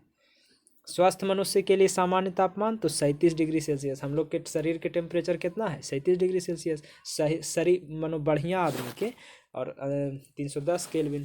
फ़ारेनहाइट में कहता है तो 98.6 डिग्री फ़ारेनहाइट। आगे देखिए उबलते जल की तुलना भाप से ज़्यादा जलता है। इसका कारण है कि भाप में गुप्त ऊष्मा ज़्यादा होता है। भाप में गुप्त ऊष्मा भी रहता है छुपल, इसीलिए भाप से ज़्यादा जलता है। पानी में साधारण नमक मिलाने पर पानी का क्वथनांक बिंदु कोची होगा? बढ़ जाएगा। नमक डाल के खौलाइएगा तो और जल्दी खौलेगा, लेकिन अगर उसको नमक डाल के जमाने का कोशिश कीजिएगा हिमांक बिंदु, तो वो घट जाएगा। सेंटीग्रेड और फ़ारेनहाइट टेम्परेचर कितने डिग्री पर एक समान हो जाएगा? यानी सेल्सियस में और फ़ारेनहाइट दोनों बराबर हो जाता है कितना में? तो -40 डिग्री में। यानी -40 डिग्री फ़ारेनहाइट कहिए या -40 डिग्री सेंटीग्रेड कहिए। शीशे के छड़ जब भाप में रखते हैं तो इसकी लंबाई क्या हो जाएगा? लंबाई बढ़ जाती है। शीशा के छड़ को अगर भाप में ले जाकर रखिएगा तब। सर्दी में लोहा के टुकड़ा और लकड़ी के टुकड़ा को छूने पर लोहा का टुकड़ा जल्दी ठंडा होता है। टुकड़ा ठंडा क्यों लगता है? क्योंकि लकड़ी की तुलना में, हाँ मतलब तुलना कर रहा था, पहले ही बोल दिया आपको। लोहा ऊष्मा का सुचालक है, अच्छा कंडक्टर है ऊष्मा का, इसीलिए वो ज़्यादा ठंडा हो जाता है। यदि वायु का तापमान बढ़ाएगा तो जलवाष्प ग्रहण करने की क्षमता क्या हो जाएगा? बढ़ जाएगा टेम्परेचर बढ़ने से। पदार्थ की ऊष्माधारिता किस पे डिपेंड करता है? पदार्थ की विशिष्ट ऊष्मा पे डिपेंड करता है। साफ मेघ रहित रातों में मेघाच्छादित रातें अपेक्षाकृत गर्म होती है, क्योंकि बादल जो है पृथ्वी तथा हवा के ऊष्मा से विकिरण को रोकता है। हाँ, इसीलिए कि अगर साफ बादल वाला रात जो है वो मेघाच्छादित रात से अधिक गर्म होता है, बादल वाला रात से, क्योंकि बादल जो है पृथ्वी तथा हवा के ऊष्मा के विकिरण को रोकती है।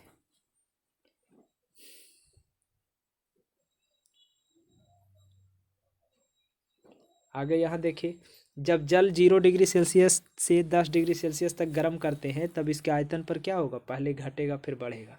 यानी 0 से 4 डिग्री सेल्सियस तक आएगा तो घटेगा, और फिर 4 से फिर 10 जाएगा तो फिर बढ़ेगा। आगे देखिए, दाब बढ़ाने पर जल का क्वथनांक क्या होगा? बढ़ेगा। क्वथनांक बढ़ता है अधिकतर में। गर्मी के दिनों में किस प्रकार के छाते का उपयोग? ऊपर सफ़ेद और नीचे काला होना चाहिए। ऊपर सफ़ेद इसलिए कि ताकि प्रकाश लौटे, और नीचे काला इसलिए कि यहाँ जो पड़वो करे प्रकाश वो नीचे अवशोषित नहीं हो। रेल की पटरी 2 पटरियों को जोड़ने के लिए थोड़ा सा मतलब जगह क्यों देते हैं? पटरी के ऊष्मीय प्रसार रखने के लिए मतलब है। आगे देखिए, प्रेशर कुकर के अंदर ये वाला नहीं समझे करने वाले। रेल के पटरी मैंने जोड़ते हैं तो बीच में थोड़ा जगह दे देते हैं। ऐसे रहेगा पटरी तो फिर जाए इतनी सुन कटल रहता है ये वाला। तो इतनी सुन कटल है तो ये कौची है, ये उष्मीय प्रसार गर्मी में अगर बढ़ेगा ना तो यहाँ पर जगहिया पे आएगा, फैलेगा नहीं। और अगर ऐसे बना देंगे तो ये फैलेगा तो ईट पतरिया टेढ़ हो जाएगा। इसीलिए प्रेशर कुकर के अंदर का उच्चतम तापमान निर्भर करता है ऊपर के छेद के क्षेत्रफल और उस पर रखे गए वजन पे। याद रखिएगा, उच्चतम तापमान उसी पे डिपेंड करता है। अब देखिए, कमरे में लगा हुआ एयर कंडीशनर किस नियंत्रित करता है, आर्द्रता और टेम्परेचर को नियंत्रित करता है, ह्यूमिडिटी को और टेम्परेचर को। चालन के अनुप्रयोग देखिए तो शीत ऋतु में लकड़ी और लोहा के ताप समान होने पर भी लोहा की कुर्सी अधिक ठंडा होगा। अच्छा, चीनी मिट्टी के प्याला में चीनी चाय पीना धातु के प्याले में अधिक आसान होता है। अब एगो मतलब मट्टी के मानो चीनी मिट्टी कहिए, मिट्टी का मतलब एगो है अथी प्याला, आप पी रहे हैं एगो मतलब स्टील के प्याला में, तो किसमें पीना आसान होगा, मिट्टी वाला में। आगे देखते हैं, शुष्क बैटरी जो है वो अमोनियम क्लोराइड और जिंक क्लोराइड विद्युत अपघट्य का प्रयोग होता है शुष्क बैटरी में। अब यहाँ देख लीजिए, डिजर्ट कूलर ये जो है शीतलन के किस सिद्धांत पे काम करता है, वाष्पन शीतलन के सिद्धांत पे काम करता है कूलर या फिर शीतलन। विशिष्ट ऊष्मा सबसे ज़्यादा किसका है, तो जल का है। पसीना हमारे शरीर में क्या भूमिका है, तो शरीर के टेम्परेचर को नियंत्रित करता है, इसीलिए पसीना चलना चाहिए। फिर आगे देखिए, गर्म मौसम में पंखा चलने में आराम क्यों होता है, हमारा पसीना तेजी से सूखता है इसीलिए आराम महसूस होता है। मिट्टी के घड़ा में जल क्यों ठंडा रहता है, वाष्पीकरण के कारण। संवहन के अनुप्रयोग, विद्युत बल्ब में लगे तंतु के गलने से बचाने के लिए। पृथ्वी के वायुमंडल संवहन द्वारा ही गर्म होता है। मोटर कार का रेडिएटर संवहन सिद्धांत पर काम करता है, सब संवहन पर काम कर रहा है। रेफ्रिजरेटर और फ्रीजर ऊपर की ओर बनाया जाता है, रेफ्रिजरेटर में फ्रीजर ऊपर लगाते हैं कि ताकि अच्छा से ठंडा हो। थर्मस बोतल, इसमें पेय पदार्थ कुछ समय तक की उसी टेम्परेचर पर रखने के लिए उसके दीवार में किसका परत चढ़ा देते हैं, सिल्वर परत। एगो बोतल आप देखे होंगे, एगो बोतल होता है जिसको थर्मस बोतल बोलते हैं, उसमें अंदर में सिल्वर परत चढ़ावल रहता है अंदर बाहर में, कि ताकि उसका जो है टेम्परेचर बना रहे। प्रेशर कुकर में खाना जल्दी क्यों पक जाता है, क्योंकि अधिक दाब पर पानी कम टेम्परेचर पर उबलने लगता है। दाब अधिक होता है तो पानी जो है कम टेम्परेचर पर उबलने लगता है। ऊष्मा किसका उदाहरण है, तो ऊष्मा ऊर्जा का उदाहरण है। सीटी स्कैन करने में कौन सा किरण, एक्स किरण का। सीटी स्कैन में एक्स किरण का प्रयोग करते हैं। आदर्श गैस की आंतरिक ऊर्जा किस पर निर्भर करती है, आदर्श गैस की आंतरिक ऊर्जा टेम्परेचर पर निर्भर करती है। बर्फ के अपने गलनांक पर पिघलना किस प्रक्रम का उदाहरण है, समतापी प्रक्रम का उदाहरण है। निम्नतापी में उत्पन्न निम्नताप कैसे प्राप्त करते हैं, रुद्धोष्म प्रक्रम के द्वारा निम्नताप प्राप्त कर लेते हैं निम्नतापी में। 1 किलो कैलोरी ऊष्मा कितना के बराबर, तो 4.186 जूल के बराबर, गुणे 10⁻³ यानी 1 किलो कैलोरी, इसको 4186 जूल भी कह सकते हैं। एक के बदले आएगा ना, जैसे देखिए 4 है, ये है यहाँ पे 4 है ना जी, और फिर पॉइंट है, यहाँ 10⁻³ है, तो यानी 1000 है, ये 3 गुना, तो ये 418 था, 4186 जूल होगा। इसको काटिएगा तब पॉइंट हटा के 2 शून्य काटिएगा ना। अब विकिरण के अनुप्रयोग देखिए, सूर्य की ऊष्मा पृथ्वी तक विकिरण के रूप में पहुंचता है। अच्छा, पॉलिश किया हुआ जूता धूप में जल्दी गर्म नहीं होता है, ये सब विकिरण का उदाहरण था। जल का घनत्व अधिकतम 4 डिग्री सेल्सियस पर। ऊष्मागतिकी का प्रथम नियम ऊर्जा संरक्षण की पुष्टि करता है। जब कांच के बोतल में पानी भरते हैं तो उसे बंद करके जमने देते हैं तो बोतल टूट जाएगा। शीशा की बोतल क्यों, क्योंकि पानी जमने पर फैलता है। ऊंचाई बढ़ने के साथ साथ जल का क्वथनांक क्यों घटता है, क्योंकि ऊंचाई बढ़ने पर वायु दाब घट रहा है, इसलिए क्वथनांक भी घटता है। ऊंचे पहाड़ पर सदैव बर्फ जमी रहती है, क्योंकि ऊंचे पहाड़ों पर तापमान प्रायः हिमांक से कम रहता है, वहाँ वातावरण जलवाष्प जम करके बर्फ बन जाती है। ठोस का पूर्व वाष्प बनने की प्रक्रिया ऊर्ध्वपातन हो गया। ऊष्मा किस प्रक्रिया द्वारा तीव्र गति से स्थानांतरित होती है, तो विकिरण से। किसी पदार्थ का टेम्परेचर बिना परिवर्तन किए हुए द्रव के गैस में परिवर्तन करने के लिए आवश्यक ऊष्मा को वाष्पन की गुप्त ऊष्मा कहते हैं। एक कृष्णिका यानी ब्लैक बॉडी जो है वो सभी तरंग के विकिरण को उत्सर्जित करता है। यानी एक कृष्णिका जो होगा ब्लैक बॉडी वो सभी तरंगदैर्घ्य का विकिरण उत्सर्जित करेगा। एथिल एल्कोहल कितना डिग्री सेल्सियस पर जमता है? यानी दारू -14 डिग्री सेल्सियस, 114 -114 डिग्री सेल्सियस में। तारों के अंदर जो ऊर्जा उत्पादन होता है वो कौन से अभिक्रिया से? ताप नाभिकीय अभिक्रिया से। तारा के अंदर ऊर्जा थर्मल न्यूक्लियर रेडिएशन से होता है। तारा का रंग उनके टेम्परेचर को बतलाता है। एक बर्फ के कटोरा तथा जल को 0 डिग्री सेल्सियस पर रखने पर क्या होगा? कोई परिवर्तन नहीं होगा। ऊनी कपड़े शरीर को गर्म क्यों रखते हैं? क्योंकि ऊन एक खराब चालक है, बैड कंडक्टर है, इसीलिए शरीर को गर्म कैले रखता है। अगर वो चालक अच्छा चालक होता तो शरीर से अति को जाने देता गर्मी को, लेकिन नहीं जाने देता है। उष्मा का वह मात्रा जो किसी पदार्थ के 1 kg द्रव्यमान को क्वथनांक बिंदु पर वाष्प में परिवर्तित करने के लिए प्रदान किया जाता है वो वाष्पन की गुप्त उष्मा कहा जाता है। उसी को 1 kg द्रव्यमान को जो क्वथनांक बिंदु पर वाष्प में परिवर्तित करता है। गर्मी में सफ़ेद कपड़े पहनना आरामदायक होता है क्योंकि सफ़ेद कपड़ा उष्मा का अधिकांश भाग परावर्तित कर देता है। अब हम लोग देखेंगे प्रकाशिकी, ऑप्टिकल फाइबर। तो फ्रेंड्स चलिए हम लोग यहाँ से अब देखते हैं प्रकाशिकी। तो प्रकाशिकी में देखिए सबसे पहले है कि मतलब प्रकाश तंतु जो है वो किस सिद्धांत पे कार्य करता है? Optical fibre. तो ये पूर्ण आंतरिक परावर्तन पे काम करता है। आगे देखिए मृग मरीचिका जो है वो किसका उदाहरण है? तो ये भी प्रकाश के पूर्ण आंतरिक परावर्तन का उदाहरण है। प्रकाश तरंगों के वायु से कांच में जाने पर क्या क्या गुण प्रभावित हो जाते हैं? तो तरंगदैर्घ्य बदल जाता है, वेग बदल जाता है। याद रखिएगा आवृत्ति नहीं बदलता है। जैसे देखिए यहाँ दिया हुआ है जब प्रकाश एक माध्यम से दूसरे माध्यम में प्रवेश करता है तो उसकी आवृत्ति अपरिवर्तित रहती है, यानी आवृत्ति चेंज नहीं होगा, तरंगदैर्घ्य और वेग हो जाता है। निर्वात में प्रकाश की गति तो 3 × 10⁸ मीटर प्रति सेकेंड। प्रकाश संश्लेषण की क्रिया ऊर्जा का रूपांतरण किस प्रकार से? तो प्रकाश संश्लेषण में प्रकाश ऊर्जा से रासायनिक ऊर्जा में बदलता है। दाढ़ी बनाने के लिए किस दर्पण का प्रयोग सैलून में जाते हैं? तो ये अवतल दर्पण का प्रयोग होता है। प्रकाश सजावट के लिए विसर्जन लैंप में कौन सा गैस का प्रयोग करते हैं? वो जो देखते होंगे शादी या फिर किसी फंक्शन में प्रकाश सजावट के लिए विसर्जन लैंप रहता है, इमर्सन लैंप, उसमें नियॉन का प्रयोग किया हुआ रहता है। लाल रंग का तरंगदैर्घ्य सबसे ज़्यादा होगा और बैगनी रंग का तरंगदैर्घ्य सबसे कम होता है। क्षितिज के समीप सूर्य की एवं चंद्रमा के दीर्घ वृत्ताकार दिखाई देने का क्या कारण है? तो ये प्रकाश के अपवर्तन के कारण दिखाई देता है। फिर उसके बाद में वास्तविक सूर्योदय से कुछ समय पहले सूर्य क्यों दिखाई देने लगता है?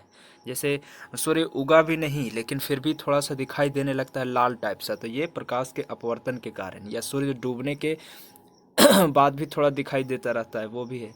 खतरे के संकेत के लिए लाल प्रकाश का प्रयोग क्यों किया जाता है? तो लाल प्रकाश का प्रकीर्णन सबसे कम होता है, इसीलिए मतलब प्रकीर्णन कम होने के कारण कम फैलता है, इसलिए खतरे का निशान के लिए लाल प्रकाश का प्रयोग करते हैं। साबुन के पतले झाग में चमकदार रंग किस घटना का कारण दिखाई देता है? तो बहुलित परावर्तन होता है और व्यतिकरण, ये दोनों उस पर मतलब होता है, तब वो जो है साबुन का पतला झाग चमकदार दिखाई देगा। देखिएगा साबुन में जो फेना होगा वो मतलब थोड़ा सा सातों रंग में मतलब चमकदार चमकेगा, तो वो बहुलित परावर्तन या व्यतिकरण के कारण। अस्पष्ट दृष्टि के लिए न्यूनतम दूरी कितना है? तो 25 सेमी है, 25 सेंटीमीटर मतलब कम से कम दूरी होना चाहिए। दीर्घ तरंगों के अपेक्षा वायुमंडल द्वारा लघु तरंगें अधिक प्रकीर्ण होती है, इसके लिए आकाश का रंग नीला दिखाई पड़ता है। आगे देखिए तंतु प्रकाशीय संचार यानी फाइबर ऑप्टिक कम्युनिकेशन में संकेत किसके द्वारा प्रदान किया जाता है? तो प्रकाश तरंगों के द्वारा प्रदान किया जाता है। यहाँ देख लीजिए जैसे कह रहा है कि विभिन्न माध्यम में प्रकाश की चाल मीटर प्रति सेकंड में। तो देखिए पहला है माध्यम कौन सा? निर्वात। तो निर्वात में कैसा होता है? तो निर्वात में 3 × 10⁸ मीटर प्रति सेकंड। अच्छा, कांच में देखिएगा तो कांच में 2 × 10⁸ मीटर प्रति सेकंड। जल में 2.25 × 10⁸ मीटर प्रति सेकंड। फिर उसके बाद रॉक साल्ट में 1.96 गुने 10⁸ मीटर प्रति सेकेंड, तारपीन तेल में 2.04 गुने 10⁸ मीटर प्रति सेकेंड, और नायलॉन में 1.96 गुने 10⁸ मीटर प्रति सेकेंड। यानी रॉक साल्ट और नायलॉन दोनों में सेम है प्रकाश की चाल। कांच में 2 है और जल में 2.25 है, तारपीन तेल में 2.04 है, और निर्वात में 3 है, हवा में भी 3 है। परंपरागत कैमरे के किस भाग में आंखों का रेटिना की तुलना किया जा सकता है? तो कैमरा के फिल्म की तुलना आंख के रेटिना से किया जा सकता है। एंडोस्कोप कौन सिद्धांत पर काम करता है? तो प्रकाश के पूर्ण आंतरिक परावर्तन पर। प्रकाश विकिरण की प्रकृति कैसी होती है? तो तरंग और कण दोनों के समान प्रकाश को मतलब बताया गया है। किसी अपारदर्शी वस्तु का रंग उस रंग के कारण होता है जिससे वह परावर्तित होता है। हमें वही, जैसे हमें कोई वस्तु लाल दिख रहा है तो उस वस्तु से लाल रंग ही परावर्तित होकर आँख तक आ रहा है तो लाल दिखाई पड़ रहा है। हीरे उच्च अपवर्तनांक के कारण चमकता है क्योंकि हीरे का अपवर्तनांक अधिक होता है, इसलिए तराशने पर उसकी चमक बढ़ जाती है। अपवर्तनांक ज़्यादा होता है, उसको जितना ज़्यादा तराशिएगा उतना चमक बढ़ेगा। प्रकाश की गति किसके माध्यम में सबसे कम होती है? तो कांच में सबसे कम। ऑप्शन दिया होगा उस हिसाब से। फिर अस्त होते समय सूर्य लाल क्यों दिखाई देता है? तो लाल, यहाँ रंग की बात कर दिया, तो ये प्रकीर्णन के कारण दिखाई देता है, प्रकाश का प्रकीर्णन। एक इलेक्ट्रॉनिक पुंज को फास्फोरस कोटेड पर्दे पर फोकस करके प्रतिबिंबों को पर्दे पर प्रदर्शित करना क्या कहलाता है? तो रोस्टर स्कैन कहलाता है। अगर इलेक्ट्रॉनिक पुंज के माध्यम से फास्फोरस कोटेड पर्दा है उस पर फोकस करके प्रतिबिंब के पर्दे पर प्रदर्शित करना रोस्टर स्कैन कहलाया। दूरदृष्टि दोष यानी हाइपरमेट्रोपिया, इसके निवारण के लिए कौन सा लेंस? उत्तल लेंस का प्रयोग करते हैं। नीला, हरा और लाल ये तीनों प्राथमिक रंग के मिश्रण से सभी रंगों का निर्माण होता है। यही तीन जो प्राथमिक रंग में आते हैं और इन्हीं तीनों के मिश्रण से फिर सभी रंग का निर्माण होता है। वस्तु के 3D रूप को अंकित या पुनरावृत्त करने के लिए उसे क्या कहते हैं? तो होलोग्राफी करते हैं, 3D जो चित्र होता है उसका। फिर प्रकाश का रंग किससे निर्धारित होता है? तो प्रकाश का रंग तरंगदैर्घ्य से। पढ़ने के काम में आने वाला दर्पण कौन सा लेंस? तो उत्तल लेंस, कन्वर्स मतलब कॉन्वेक्स लेंस आता है। फिर एक क्वेश्चन और यहाँ देख लीजिए, यदि वायुमंडल अनुपस्थित हो जाए तो प्रकाश का प्रकीर्णन नहीं होगा, आकाश कैसन दिखाई देगा? फिर काला दिखाई देगा। यहाँ देख लीजिए,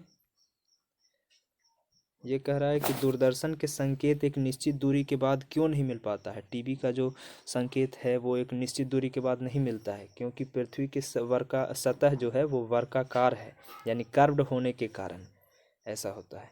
दूरदर्शन प्रसारण में श्रव्य संकेतों का प्रेषण करने के लिए किस तकनीक का प्रयोग करते हैं? तो आवृत्ति मॉडुलन यानी फ्रीक्वेंसी मॉडुलन का प्रयोग करते हैं श्रव्य संकेतों को प्रेषण करने के लिए। आगे देखिए, किसी प्रतिबिंब का पूरा प्रतिबिंब देखने के लिए समतल दर्पण की न्यूनतम ऊंचाई कितनी होनी चाहिए? तो व्यक्ति की ऊंचाई का आधा होना चाहिए।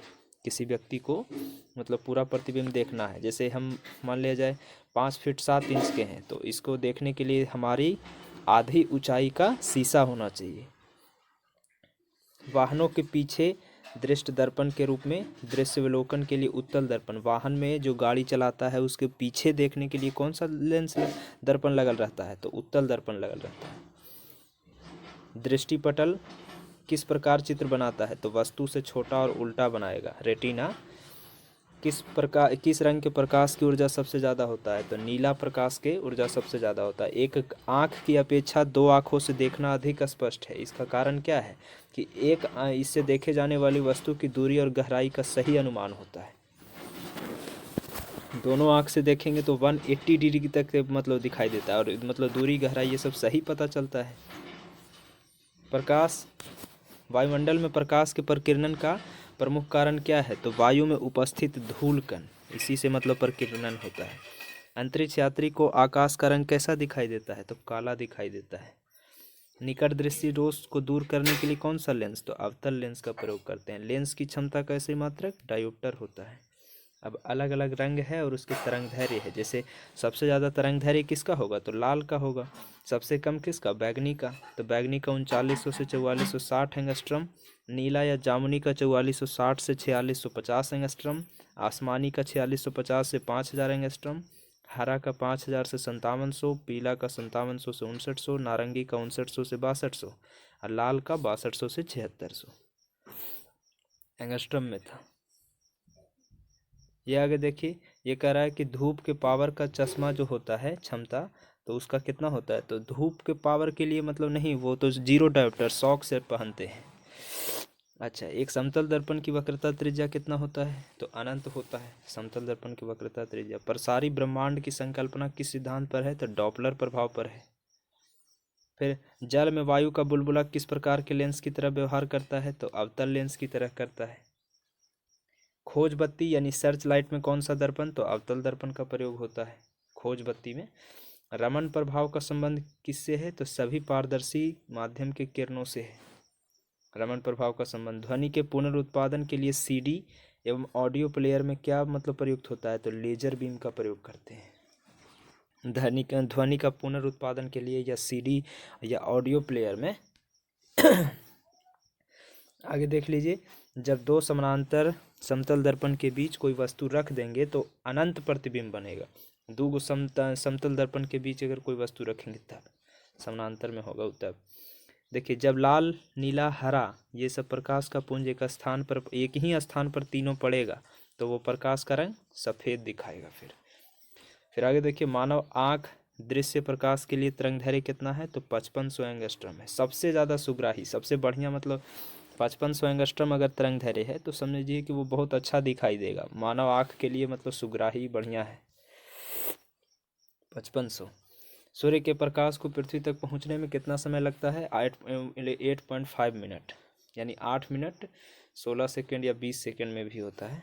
जब प्रकाश किसी प्रिज्म से होकर गुजरेगा तब अपवर्तन के बाद सूर्य का प्रकाश अपने विभिन्न रंगों में विभाजित हो जाता है और इसी को प्रकाश का वर्ण विक्षेपण कहते हैं तथा प्रकाश से प्राप्त विभिन्न रंगों के समूह को वर्णक्रम या स्पेक्ट्रम कहलाता है। चंद्रमा के आने के बाद प्रकाश हम तक कितने समय सेकंड तक पहुंचता है, 1.3 सेकंड तक पहुंचता है। इंद्रधनुष का रंगों का सही अनुक्रम देख लीजिए, तो बैगनी मतलब होता है, फिर नीला, फिर आसमानी, फिर हरा, पीला, नारंगी, तब लाल, इसमें हरा बीच में हो गया। आगे देखिए, इंद्रधनुष बनने का कारण, सबसे ऊपर में लाल हो गया, सबसे नीचे में बैगनी। इंद्रधनुष बनने के लिए वर्ण विक्षेपण, अपवर्तन और पूर्णांतरिक परावर्तन ये सब परिघटना उत्तरदायी होता है। इंद्रधनुष अगर बना हुआ है वायुमंडल में, आसमान में, तो वर्ण विक्षेपण के कारण या अपवर्तन और पूर्णांतरिक परावर्तन ये सब भौतिक परिघटना के कारण। सूर्य से आने वाली प्रकाश किरणों को किस दर्पण की सहायता से एक बिंदु पर केंद्रित कर सकते हैं, तो अवतल दर्पण का प्रयोग करके हम लोग सूर्य का जो प्रकाश आ रहा है उसको एक बिंदु पर भेज सकते हैं। पूर्ण सूर्य ग्रहण के समय सूर्य को नंगी आंखों से देखने में आंख को क्षति पहुंचता है। रेटिना के जलने के लिए कौन सी किरणें उत्तरदायी होती है, तो पराबैंगनी किरणें। पराबैंगनी किरण के कारण नहीं देख पाते हैं ढंग से। आकाश का परावर्तन जल के कणों द्वारा अधिक प्रकीर्णन के कारण समुद्र नीला प्रतीत होता है। अब विद्युत धारा हम लोग देखेंगे, इलेक्ट्रिक करंट। जैसे हैलोजन लैंप का जो तंतु है वो किस मिश्र धातु का बना होता है, तो टंगस्टन और सोडियम का। हैलोजन लैंप का जो तंतु है, 1 किलोवाट का मान कितना होता है, 3 × 10⁶ जूल होता है। 3.6 × 10⁶ जूल, या 36 लाख जूल भी कह सकते हैं। इसको तोड़िएगा, जीरो वाला तक। जलते हुए विद्युत बल्ब के तंतु का तापमान कितना होगा, कोई बल्ब जल रहा है तो उसका तापमान जो है तंतु का 2000 से 2500 डिग्री सेल्सियस। बिजली के बल्ब की तुलना में फ्लोरेसेंट ट्यूब जो है विद्युत ऊर्जा का प्रकाश ऊर्जा में अधिक मात्रा में परिवर्तित करती है। फ्लोरेसेंट ट्यूब, इसलिए बिजली के बल्ब की तुलना में फ्लोरेसेंट ट्यूब को अधिक उपयोगी दिया जाता है। फ्यूज में प्रयुक्त होने वाले तार की क्या विशेषता होती है, तो फ्यूज में जो प्रयोग होता है तार, उसका प्रतिरोधक शक्ति उच्च होता है और गलनांक उसका निम्न होता है। विद्युत बल्ब का तंतु किस चीज़ से बना होता है, टंगस्टन से बना होता है। स्टोरेज बैटरी को चार्ज करने के लिए कौन सी धारा चाहिए, तो बैटरी को चार्ज करने के लिए डीसी यानी डायरेक्ट करंट, दिष्ट धारा चाहिए। फिर और आगे देखिए, डायनमो बिजली उत्पादन हेतु प्रयोग में लाया जाता है। यह ऊर्जा के किस प्रकार से संबंधित है, डायनमो ये यांत्रिक ऊर्जा को विद्युत ऊर्जा में परिवर्तित करता है। कम वोल्टेज पर कार्य करने पर विद्युत मोटर जल जाते हैं, कम वोल्टेज पर, क्यों, क्योंकि वे अधिक विद्युत धारा खींचते हैं जो वोल्टेज के प्रतिलोमानुपाती होता है, इन्वर्सली प्रोपोर्शन हो जाता है, इसीलिए जल जाता है।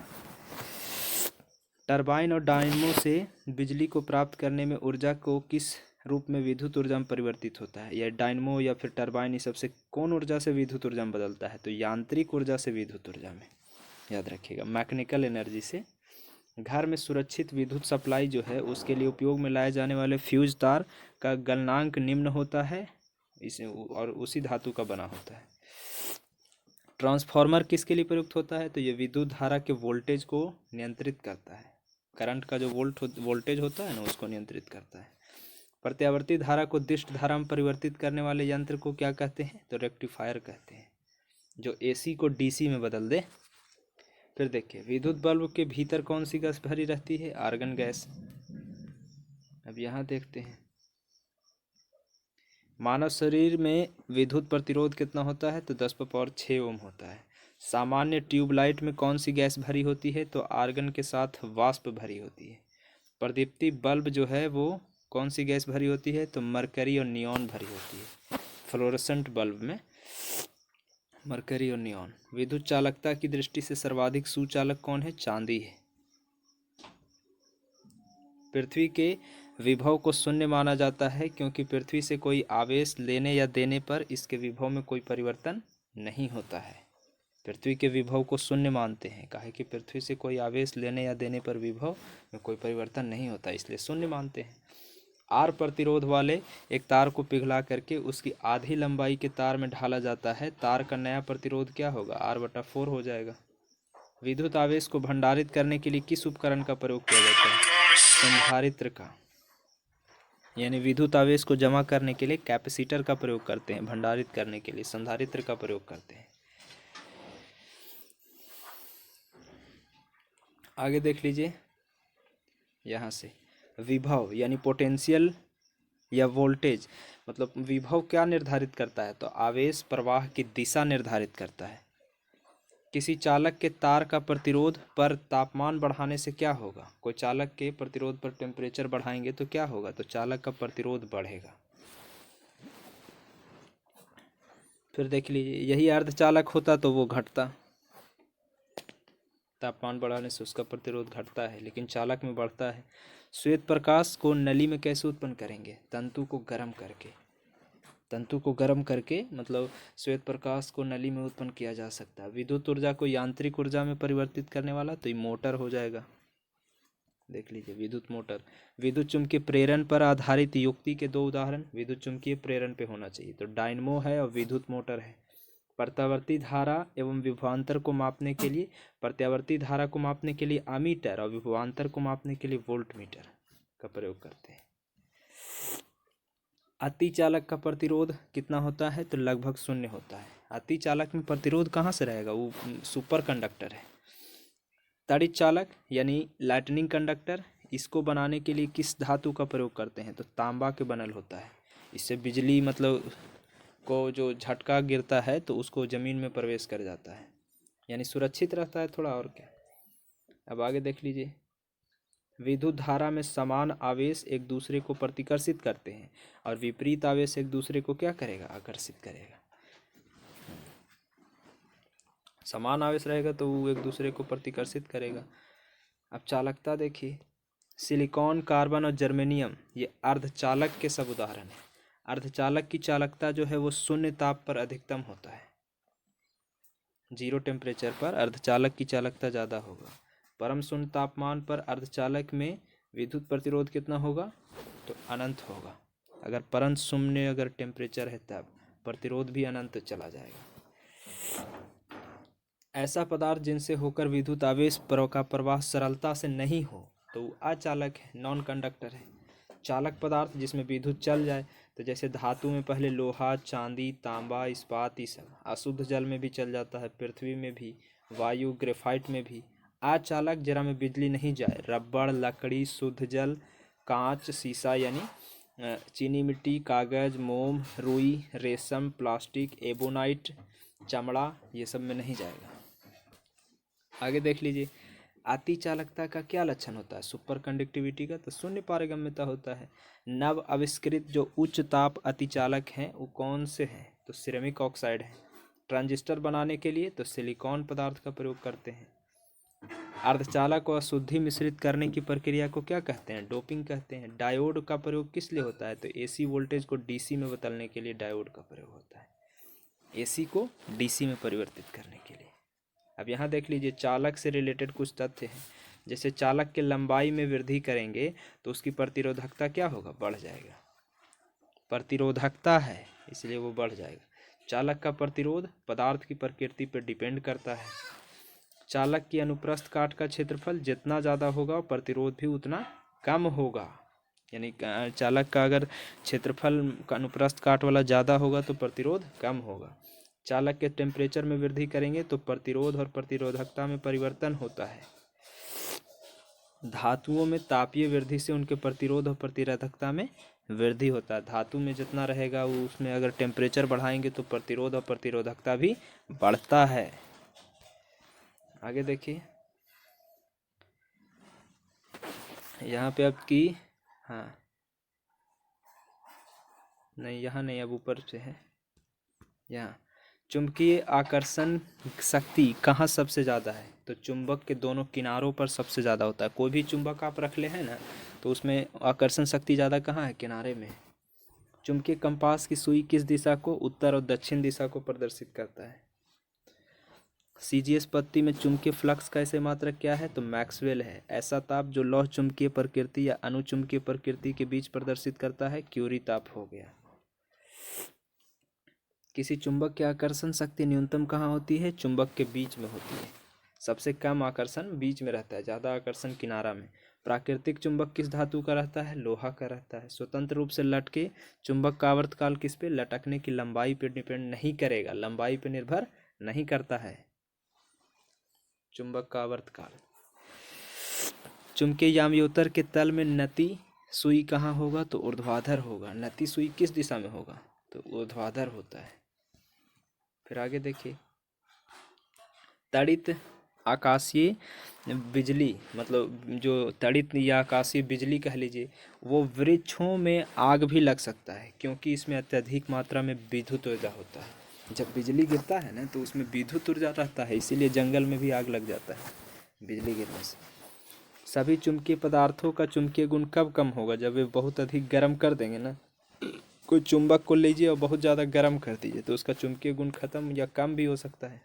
लेंज का निकाय किसका प्रतिरूप है? तो चुंबकीय फ्लक्स संरक्षण का प्रतिरूप है, लेंज का नियम।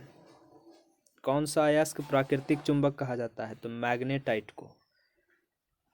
Fe3O4 बोलते हैं इसको, Fe3O4 मैग्नेटाइट, इसको हम लोग प्राकृतिक चुंबक कहते हैं।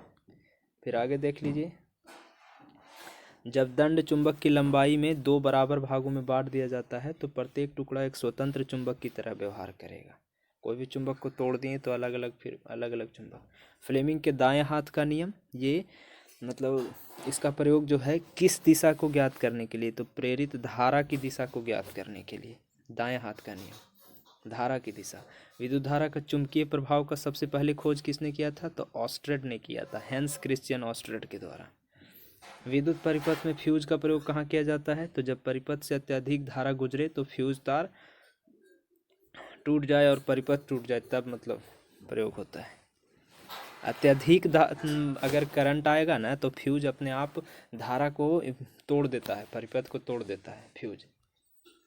जो धातु विद्युत के सबसे अच्छा सुचालक होता है उसका प्रतिरोध सबसे कम होता है। विशिष्ट प्रतिरोध कम होगा उसका, तबे तो बढ़िया वो सुचालक है। अब देखेंगे न्यूक्लियर फिजिक्स यानी नाभिकीय भौतिकी। इसमें देखिए, नाभिकीय रिएक्टर में भारी जल का प्रयोग क्यों करते हैं? न्यूट्रॉन की गति को कम करने के लिए। ट्रांस यूरेनियम तत्वों का संश्लेषण किसके द्वारा किया जाता है? सीबोर्ग के द्वारा, यानी ग्लेन टी सीबोर्ग के द्वारा ट्रांस यूरेनियम तत्वों का संश्लेषण किया जाता है। सबसे अधिक ऊर्जा किस प्रकार के विकिरण में होती है? तो एक्सरे में होती है। एक्सरे का विकिरण में सबसे अधिक ऊर्जा। पॉजिट्रॉन का खोज सीडी एंडरसन ने किया था।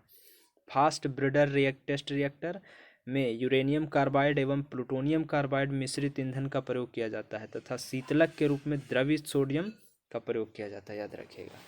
FBTR जो होता है, फास्ट ब्रीडर टेस्ट रिएक्टर, तो उसमें यूरेनियम कार्बाइड या प्लूटोनियम कार्बाइड को ईंधन के रूप में और शीतलक के रूप में द्रवित सोडियम का प्रयोग करेंगे।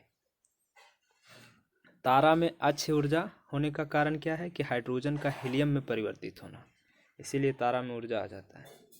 भारत में किस रेडियोधर्मी का सर्वाधिक भंडारण है? तो प्लूटोनियम इंडिया में सबसे ज़्यादा है। हाइड्रोजन बम किस सिद्धांत पे काम करता है? तो अनियंत्रित, पहले तो अनियंत्रित नाभिकीय संलयन पे काम करता है हाइड्रोजन बम। परमाणु बम विखंडन पे। विद्युत उत्पादन के लिए किस धातु का प्रयोग किया जाता है? तो यूरेनियम का प्रयोग किया जाता है। रेडियोधर्मी पदार्थ के कौन से कण उत्सर्जित करते हैं? तो अल्फा, बीटा और गामा कण। सूर्य नाभिकीय संलयन के द्वारा अपनी ऊर्जा का निर्माण करता है।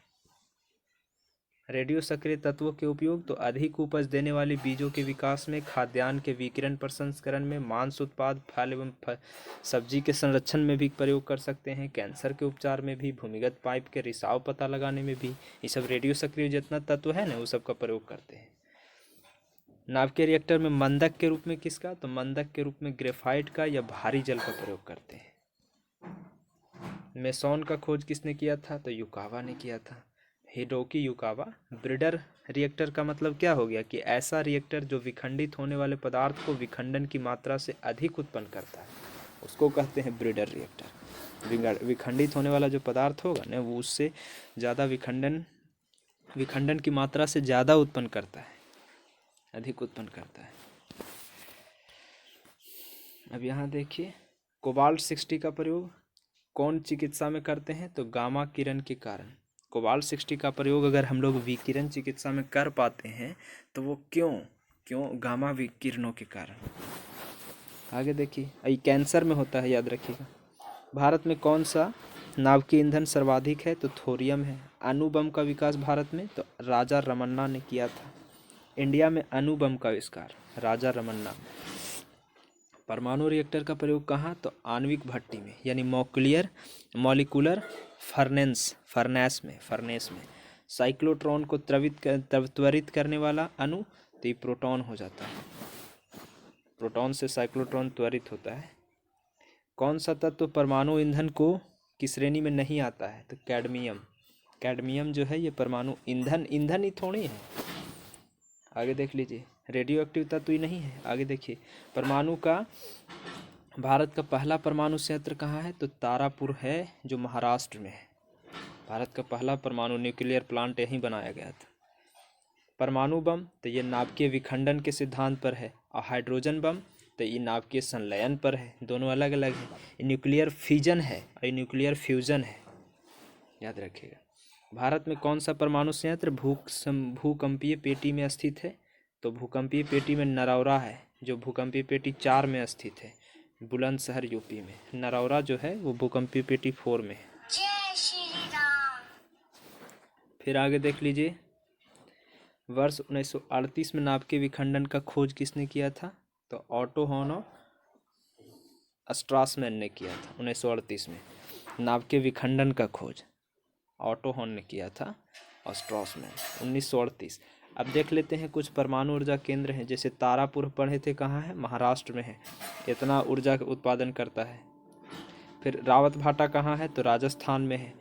कलपक्कम कहाँ है? तमिलनाडु में है। नरौरा कहाँ है? यूपी में है। काकरापारा कहाँ है? गुजरात में है। कैगा कहाँ है? कर्नाटक में है। कुंडनकुलम कहाँ है? तमिलनाडु में है। ट्राम्बे कहाँ है? महाराष्ट्र में है।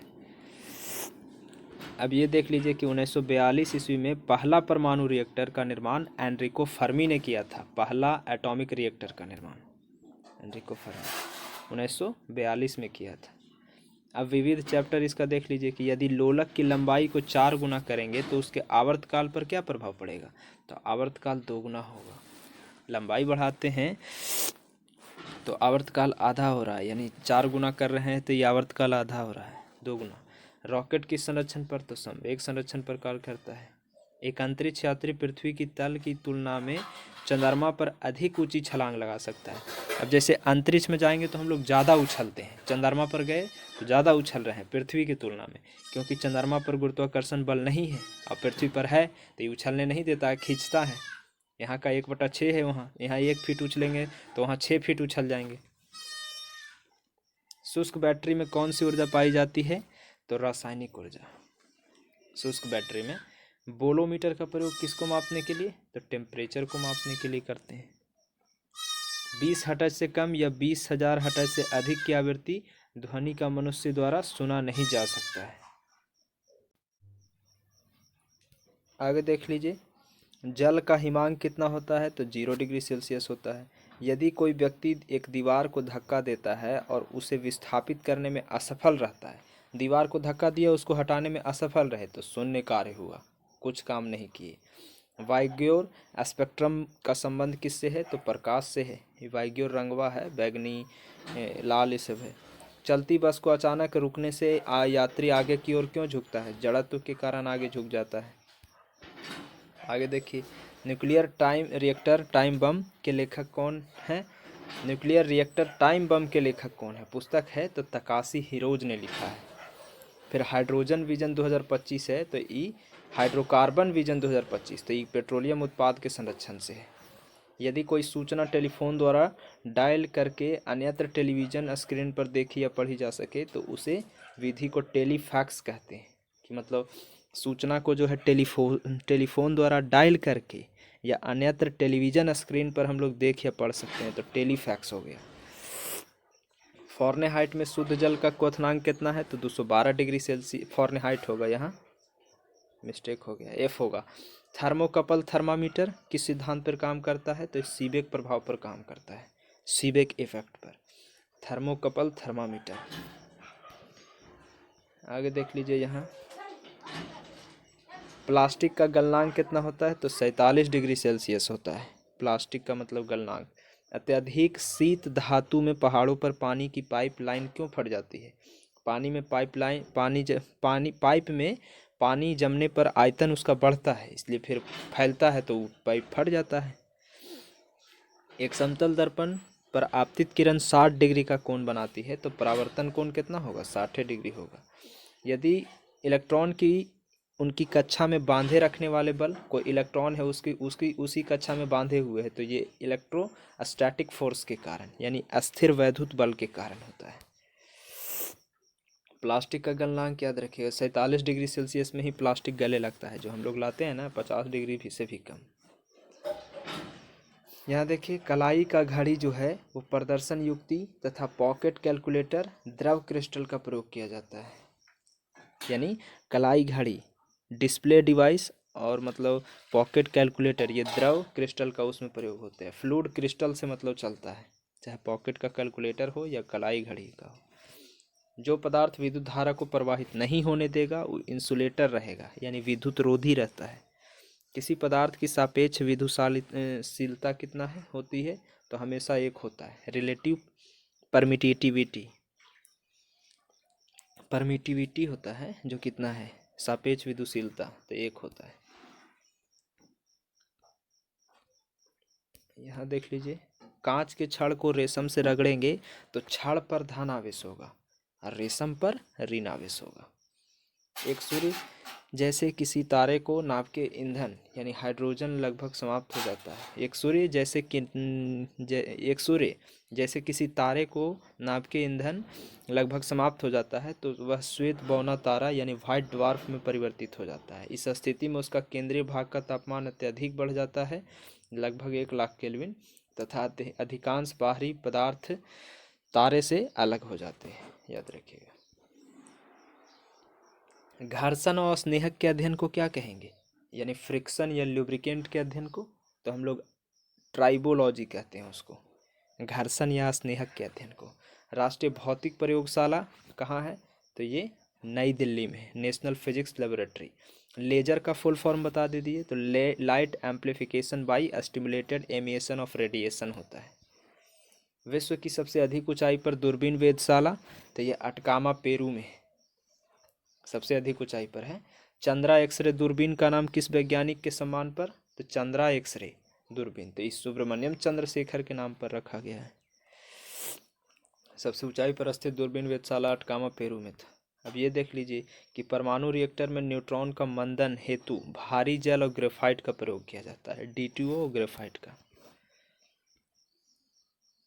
यहाँ देखिए कि Tata institute of fundamental research जो है वो कहाँ है? तो मुंबई में है। अंतरिक्ष में जाने वाला प्रथम व्यक्ति यूरी गागरिन रूस के था और 1961 ईस्वी में गया था।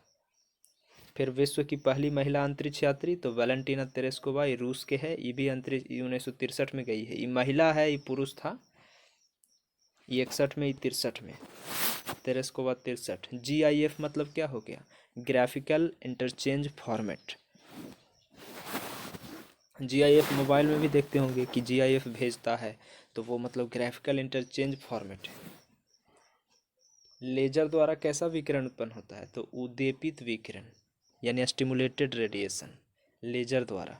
भारत के संपूर्ण ऊर्जा उत्पादन में नाभिकीय ऊर्जा कितना परसेंट है? 3% है। जितना ऊर्जा उत्पादन होता है ना, उसमें नाभिकीय ऊर्जा 3% है मात्र। विशिष्ट वायु का विशिष्ट ताप किस गुण के का बढ़ने से साथ बढ़ता है? तो वायु का विशिष्ट ताप दाब के बढ़ने से बढ़ेगा। वायुमंडलीय दाब जो है ना, वो बढ़ेगा तो बढ़ेगा। भारहीनता की अवस्था में एक मोमबत्ती का ज्वाला का आकार कैसा होगा? तो ये फ्लेम गोलाकार होगा, गोल जलेगा अगर भारहीनता की अवस्था रहेगा तब। दाब बढ़ने पर बर्फ का गलनांक तो घटता है। दाब बढ़ाएंगे तो बर्फ गलना कम होगा। 2 बर्फ के टुकड़ा लीजिए, उसको दबाइए तो कम गलेगा। पृष्ठीय क्षेत्रफल घटाने पर पृथ्वी पृष्ठीय क्षेत्रफल घटाने पर पृष्ठ पर कार्यरत दाब क्या हो जाएगा? बढ़ जाएगा। अब जैसे एक ठो मतलब क्षेत्रफल ज़्यादा है, उस पर दबा रहे हैं तो कम दाब पड़ रहा है, लेकिन थोड़ा सा क्षेत्रफल को कम कर दीजिए, दबाइए तो ज़्यादा दाब बढ़ जाएगा। 20,000 हर्ट्ज से अधिक आवृत्ति की ध्वनि को क्या कहते हैं? तो अल्ट्रासोनिक कहते हैं, यानी पराध्वनिक। गैस से उत्पन्न ध्वनि तरंग कौन सा है? गैस में कौन सा उत्पन्न ध्वनि तरंग? तो अनुदैर्घ्य तरंग होता है गैस में।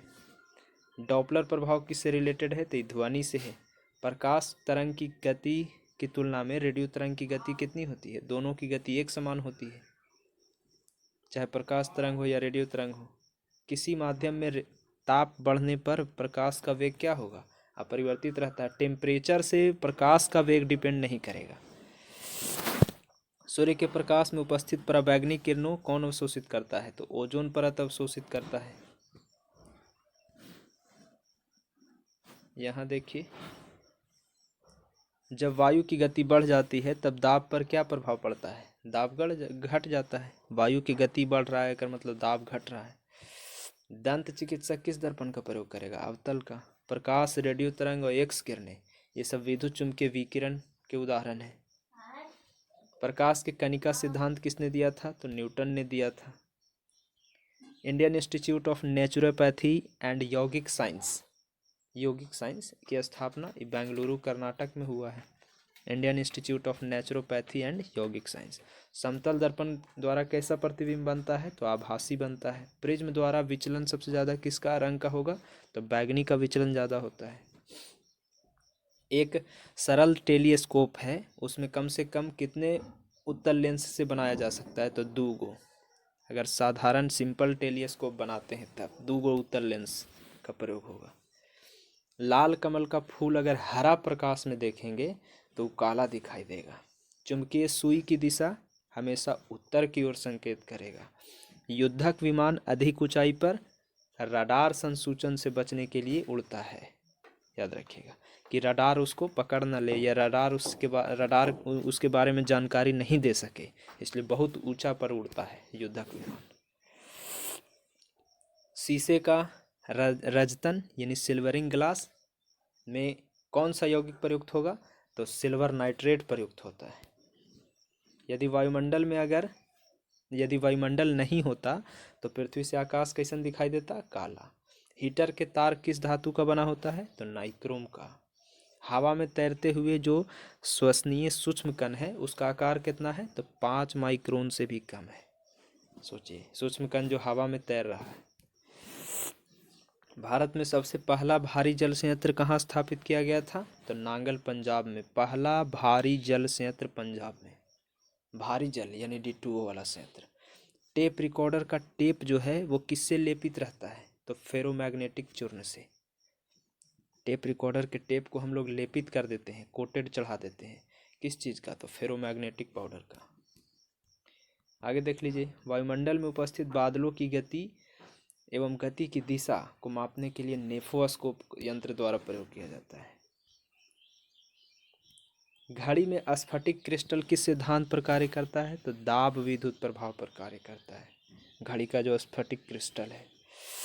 स्वचालित कलाई घड़ी जो है वो ऊर्जा हाथ के विभिन्न संचालनों से प्राप्त होता है उसको। हाथ में अगर घड़ी पहने हुए है तो हाथ से ऊर्जा भी मिलता है उसको। ऑटोमेटेड जो कलाई घड़ी रहेगा वो उसमें। कृत्रिम उपग्रह पृथ्वी से स्पष्ट दूरी पर ट्रैक क्यों किया जा सकता है? डॉपलर प्रभाव के कारण कृत्रिम उपग्रह को हम लोग ट्रैक कर लेते हैं। हवा किस प्रकार की ऊर्जा उत्पन्न करती है? हवा में गतिज ऊर्जा होता है। सड़क पर चलने पर अपेक्षा बर्फ में चलना कठिन है क्योंकि बर्फ में सड़क की अपेक्षा घर्षण कम है। बर्फ में पैर का घर्षण होता है, फिसल जाता है, इसीलिए कठिन है। चुंबकीय अनुनाद बिंबीकरण किस सिद्धांत पे काम करेगा? तो नाभिकीय चुंबकीय अनुनाद पे काम करेगा। भारत में मीट्रिक प्रणाली की शुरुआत कब हुआ था? तो 1957 में हुआ था मीट्रिक प्रणाली। ऊष्मा के स्थानांतरण का क्या कारण होता है? तो टेम्परेचर का डिफरेंस होना, इसीलिए ऊष्मा यानी से हो जाएगा तापांतर के कारण। कौन सा रंग सौर विकिरण का सबसे अच्छा शोषक है? तो काला रंग सौर विकिरण को सोखता है। डीजल इंजन में कितने स्पार्क लगे होते हैं? तो एक को नहीं। स्पार्क प्लग डीजल इंजन में नहीं होता है। परम ताप का वह बिंदु जहाँ सभी प्रकार के आणविक गति बंद हो जाता है तो परम शून्य ताप। यदि 100 ग्राम चीनी को आधा लीटर पानी में मिलाकर के एक असंतृप्त चीनी का घोल तैयार करते हैं तो उसका आयतन अपरिवर्तित रहेगा, आयतन नहीं बदलेगा। टेलीफोन में क्या प्रयुक्त होता है? तो कार्बन माइक्रोफोन का प्रयोग होता है टेलीफोन में। विज्ञान की किस शाखा के अंतर्गत मानव एवं यंत्रों के बीच स्वचलन एवं संचार विधि का अध्ययन? तो साइबरनोटिक्स का प्रयोग। यानी विज्ञान के साइबरनोटिक्स ऐसा एक ब्रांच है जिसमें हम लोग स्वचलन और संचार विधि के अध्ययन का करते हैं। आगे देखिए, मनुष्य के लिए सबसे हानिकारक विकिरण कौन सा है? तो गामा। गामा सबसे हानिकारक है।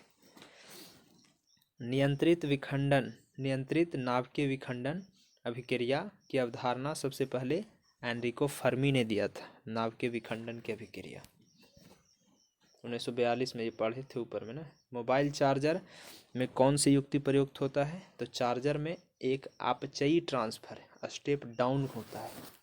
चार्जर क्या करता है? ज़्यादा करंट को नहीं देता है, जितना चाहिए मोबाइल को उतने देता है, तो वह स्टेप डाउन है, यानी अपचाई ट्रांसफार्मर उसको कह सकते हैं। आगे देखिए,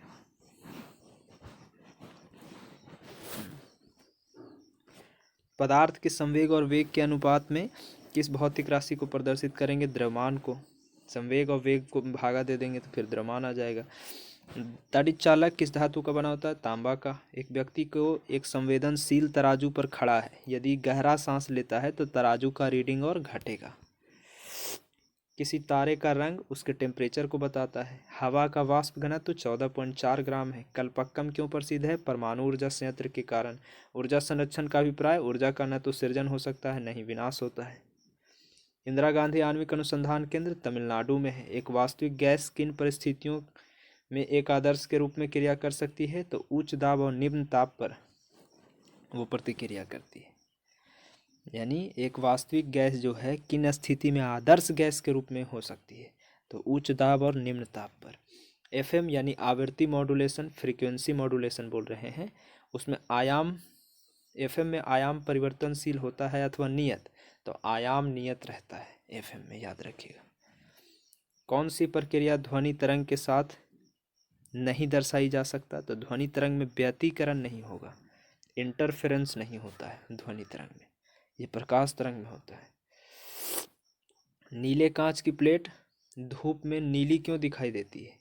क्योंकि यह नीला रंग ट्रांसमिट करती है। नीले प्रकाश का नीले कांच होगा ना, और धूप में ले जाइएगा तो नीले दिखाई देगा। अपमार्जक मिलाने पर पानी के पृष्ठ तनाव पर क्या प्रभाव पड़ेगा? तो पृष्ठ तनाव घट जाएगा। यदि तांबे के तार को 2 गुना बढ़ा दिया जाए तो उसका प्रतिरोध कितना हो जाएगा? 4 गुना। तार को 2 गुना बढ़ाएंगे तो प्रतिरोध 4 गुना। ईसीजी ये हृदय को मतलब गतिविधि को दर्शाता है। वह गुण जो प्रकाश तरंग में दिखता है पर ध्वनि तरंग में नहीं, तो ध्रुवन। ध्रुवन क्रिया प्रकाश तरंग में होता है, ध्वनि तरंग में नहीं। वायु शीतलन, तो ये किस स्थान में अधिक उपयुक्त होगा, तो गर्म और शुष्क जलवायु में। मतलब एयर कंडीशनिंग जो है वो गर्म और शुष्क जलवायु में अच्छा लगेगा, उपयुक्त होगा। वह प्रकाशीय उपकरण जो इसकी सहायता से दोनों आँखों से एक दूरवर्ती वस्तुओं को आवर्धित रूप में दिखाई देता है, तो दूरबीन, यानी दूर की वस्तुओं को भी हम लोग देख सकते हैं बाइनोक्यूलर से। यहाँ देख लीजिए, पॉजिट्रॉन का जो द्रव्यमान है वो आवेश इलेक्ट्रॉन का बराबर होता है, इसलिए इसे एंटी इलेक्ट्रॉन कण भी कहते हैं। यानी जितना इलेक्ट्रॉन का द्रव्यमान होता है उतने पॉजिट्रॉन का भी द्रव्यमान है, इसीलिए कहते हैं इसको कि एंटी इलेक्ट्रॉन कण ही है, इलेक्ट्रॉन का ही एक कण है पॉजिट्रॉन। आगे देख लीजिए, वृत्ताकार पथ पर अगर चारों ओर पिंड की गति कोई कर रहा है तो वो किसका उदाहरण है, समान चाल और परिवर्ती वेग का उदाहरण है।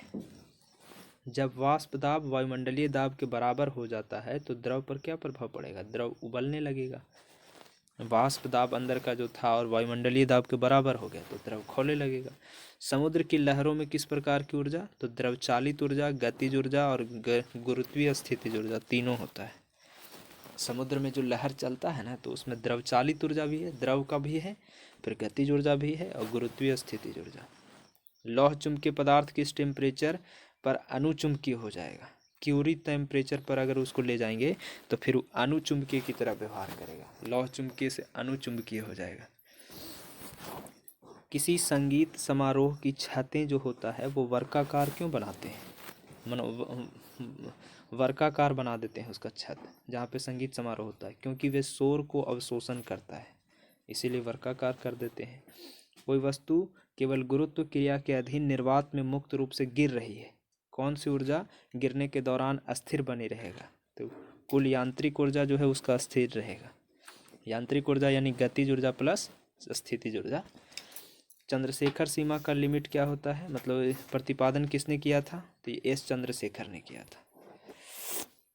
यहाँ देख लीजिए, भारतीय अमेरिकी वैज्ञानिक जो थे एस चंद्रशेखर, वो चंद्रशेखर सीमा बनाए थे और इसमें कहे थे कि तारों की उत्पत्ति एवं संरचना तथा कृष्ण छिद्र संबंधी शोध के लिए 1983 में इनको भौतिक के क्षेत्र में नोबेल पुरस्कार भी मिला है।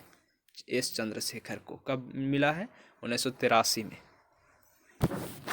किस भारतीय वैज्ञानिक को प्रकाश के प्रकीर्णन की व्याख्या तथा रमन प्रभाव की खोज के लिए नोबेल पुरस्कार दिया है, तो प्रकाश के प्रकीर्णन की व्याख्या भी किए, रमन प्रभाव भी दिए, तो ये चंद्रशेखर वेंकट रमन को। कब, तो 1930 में। कोई कार जो है समान चाल से चल रहा है परंतु संवेग परिवर्तित हो रहा है, तो उस कार का पथ कैसा होगा, दीर्घवृत्तीय पथ होगा। जब लंबे सूखे बालों को ब्रश करेंगे तो लटें सामान्यतः एक दूसरे से अलग हो जाती है, क्योंकि ब्रश करते समय बालों पर स्थैतिक विद्युत आवेश प्रेरित होते हैं, इसीलिए। अब आगे देख लीजिए, लिफ्ट के बारे में जान लीजिए। लिफ्ट में चढ़े होंगे तो उसमें देखिए क्या क्या होता है। जैसे लिफ्ट अगर विराम अवस्था में है, जब लिफ्ट एलिवेटर विराम अवस्था में हो तो व्यक्ति का आभासी भार वास्तविक भार के बराबर होता है। रुकल है तो आप जितना भार अपने को महसूस कर रहे हैं उतने है आपका है भी। अच्छा, जब लिफ्ट ऊपर एक समान वेग से ऊपर जा रहा है, ऊपर या नीचे, तब देखिए इस स्थिति में व्यक्ति का आभासी भार उसके वास्तविक भार के बराबर होता है, अर्थात व्यक्ति अपने भार में कोई परिवर्तन प्रतीत नहीं होता है। ऊपर या नीचे जाता है तब भी एक समान वेग से जाएगा, तब वेग उसका समान है ना, इसलिए कोई परिवर्तन नहीं। जब लिफ्ट त्वरण से ऊपर जाती है तो इस स्थिति में व्यक्ति का भार बढ़ा हुआ प्रतीत होगा। अगर लिफ्ट त्वरण से अगर ऊपर जा रही है तब, अर्थात व्यक्ति का आभासी भार उसके वास्तविक भार से ज़्यादा होता है। यानी क्यों, काहे कि त्वरण से ऊपर जा रही है, तो ऊपर जाइएगा तो लिफ्ट में देखिएगा तो एक त्वरण से अगर ऊपर जाएंगे तो लगेगा कि तनी हमको भार ज़्यादा है और ऊपर उठा रहा है वो, लेकिन एक समान वेग रहेगा लिफ्ट का, ऊपर नीचे जाएगा तो कोई परिवर्तन भार में नहीं होगा।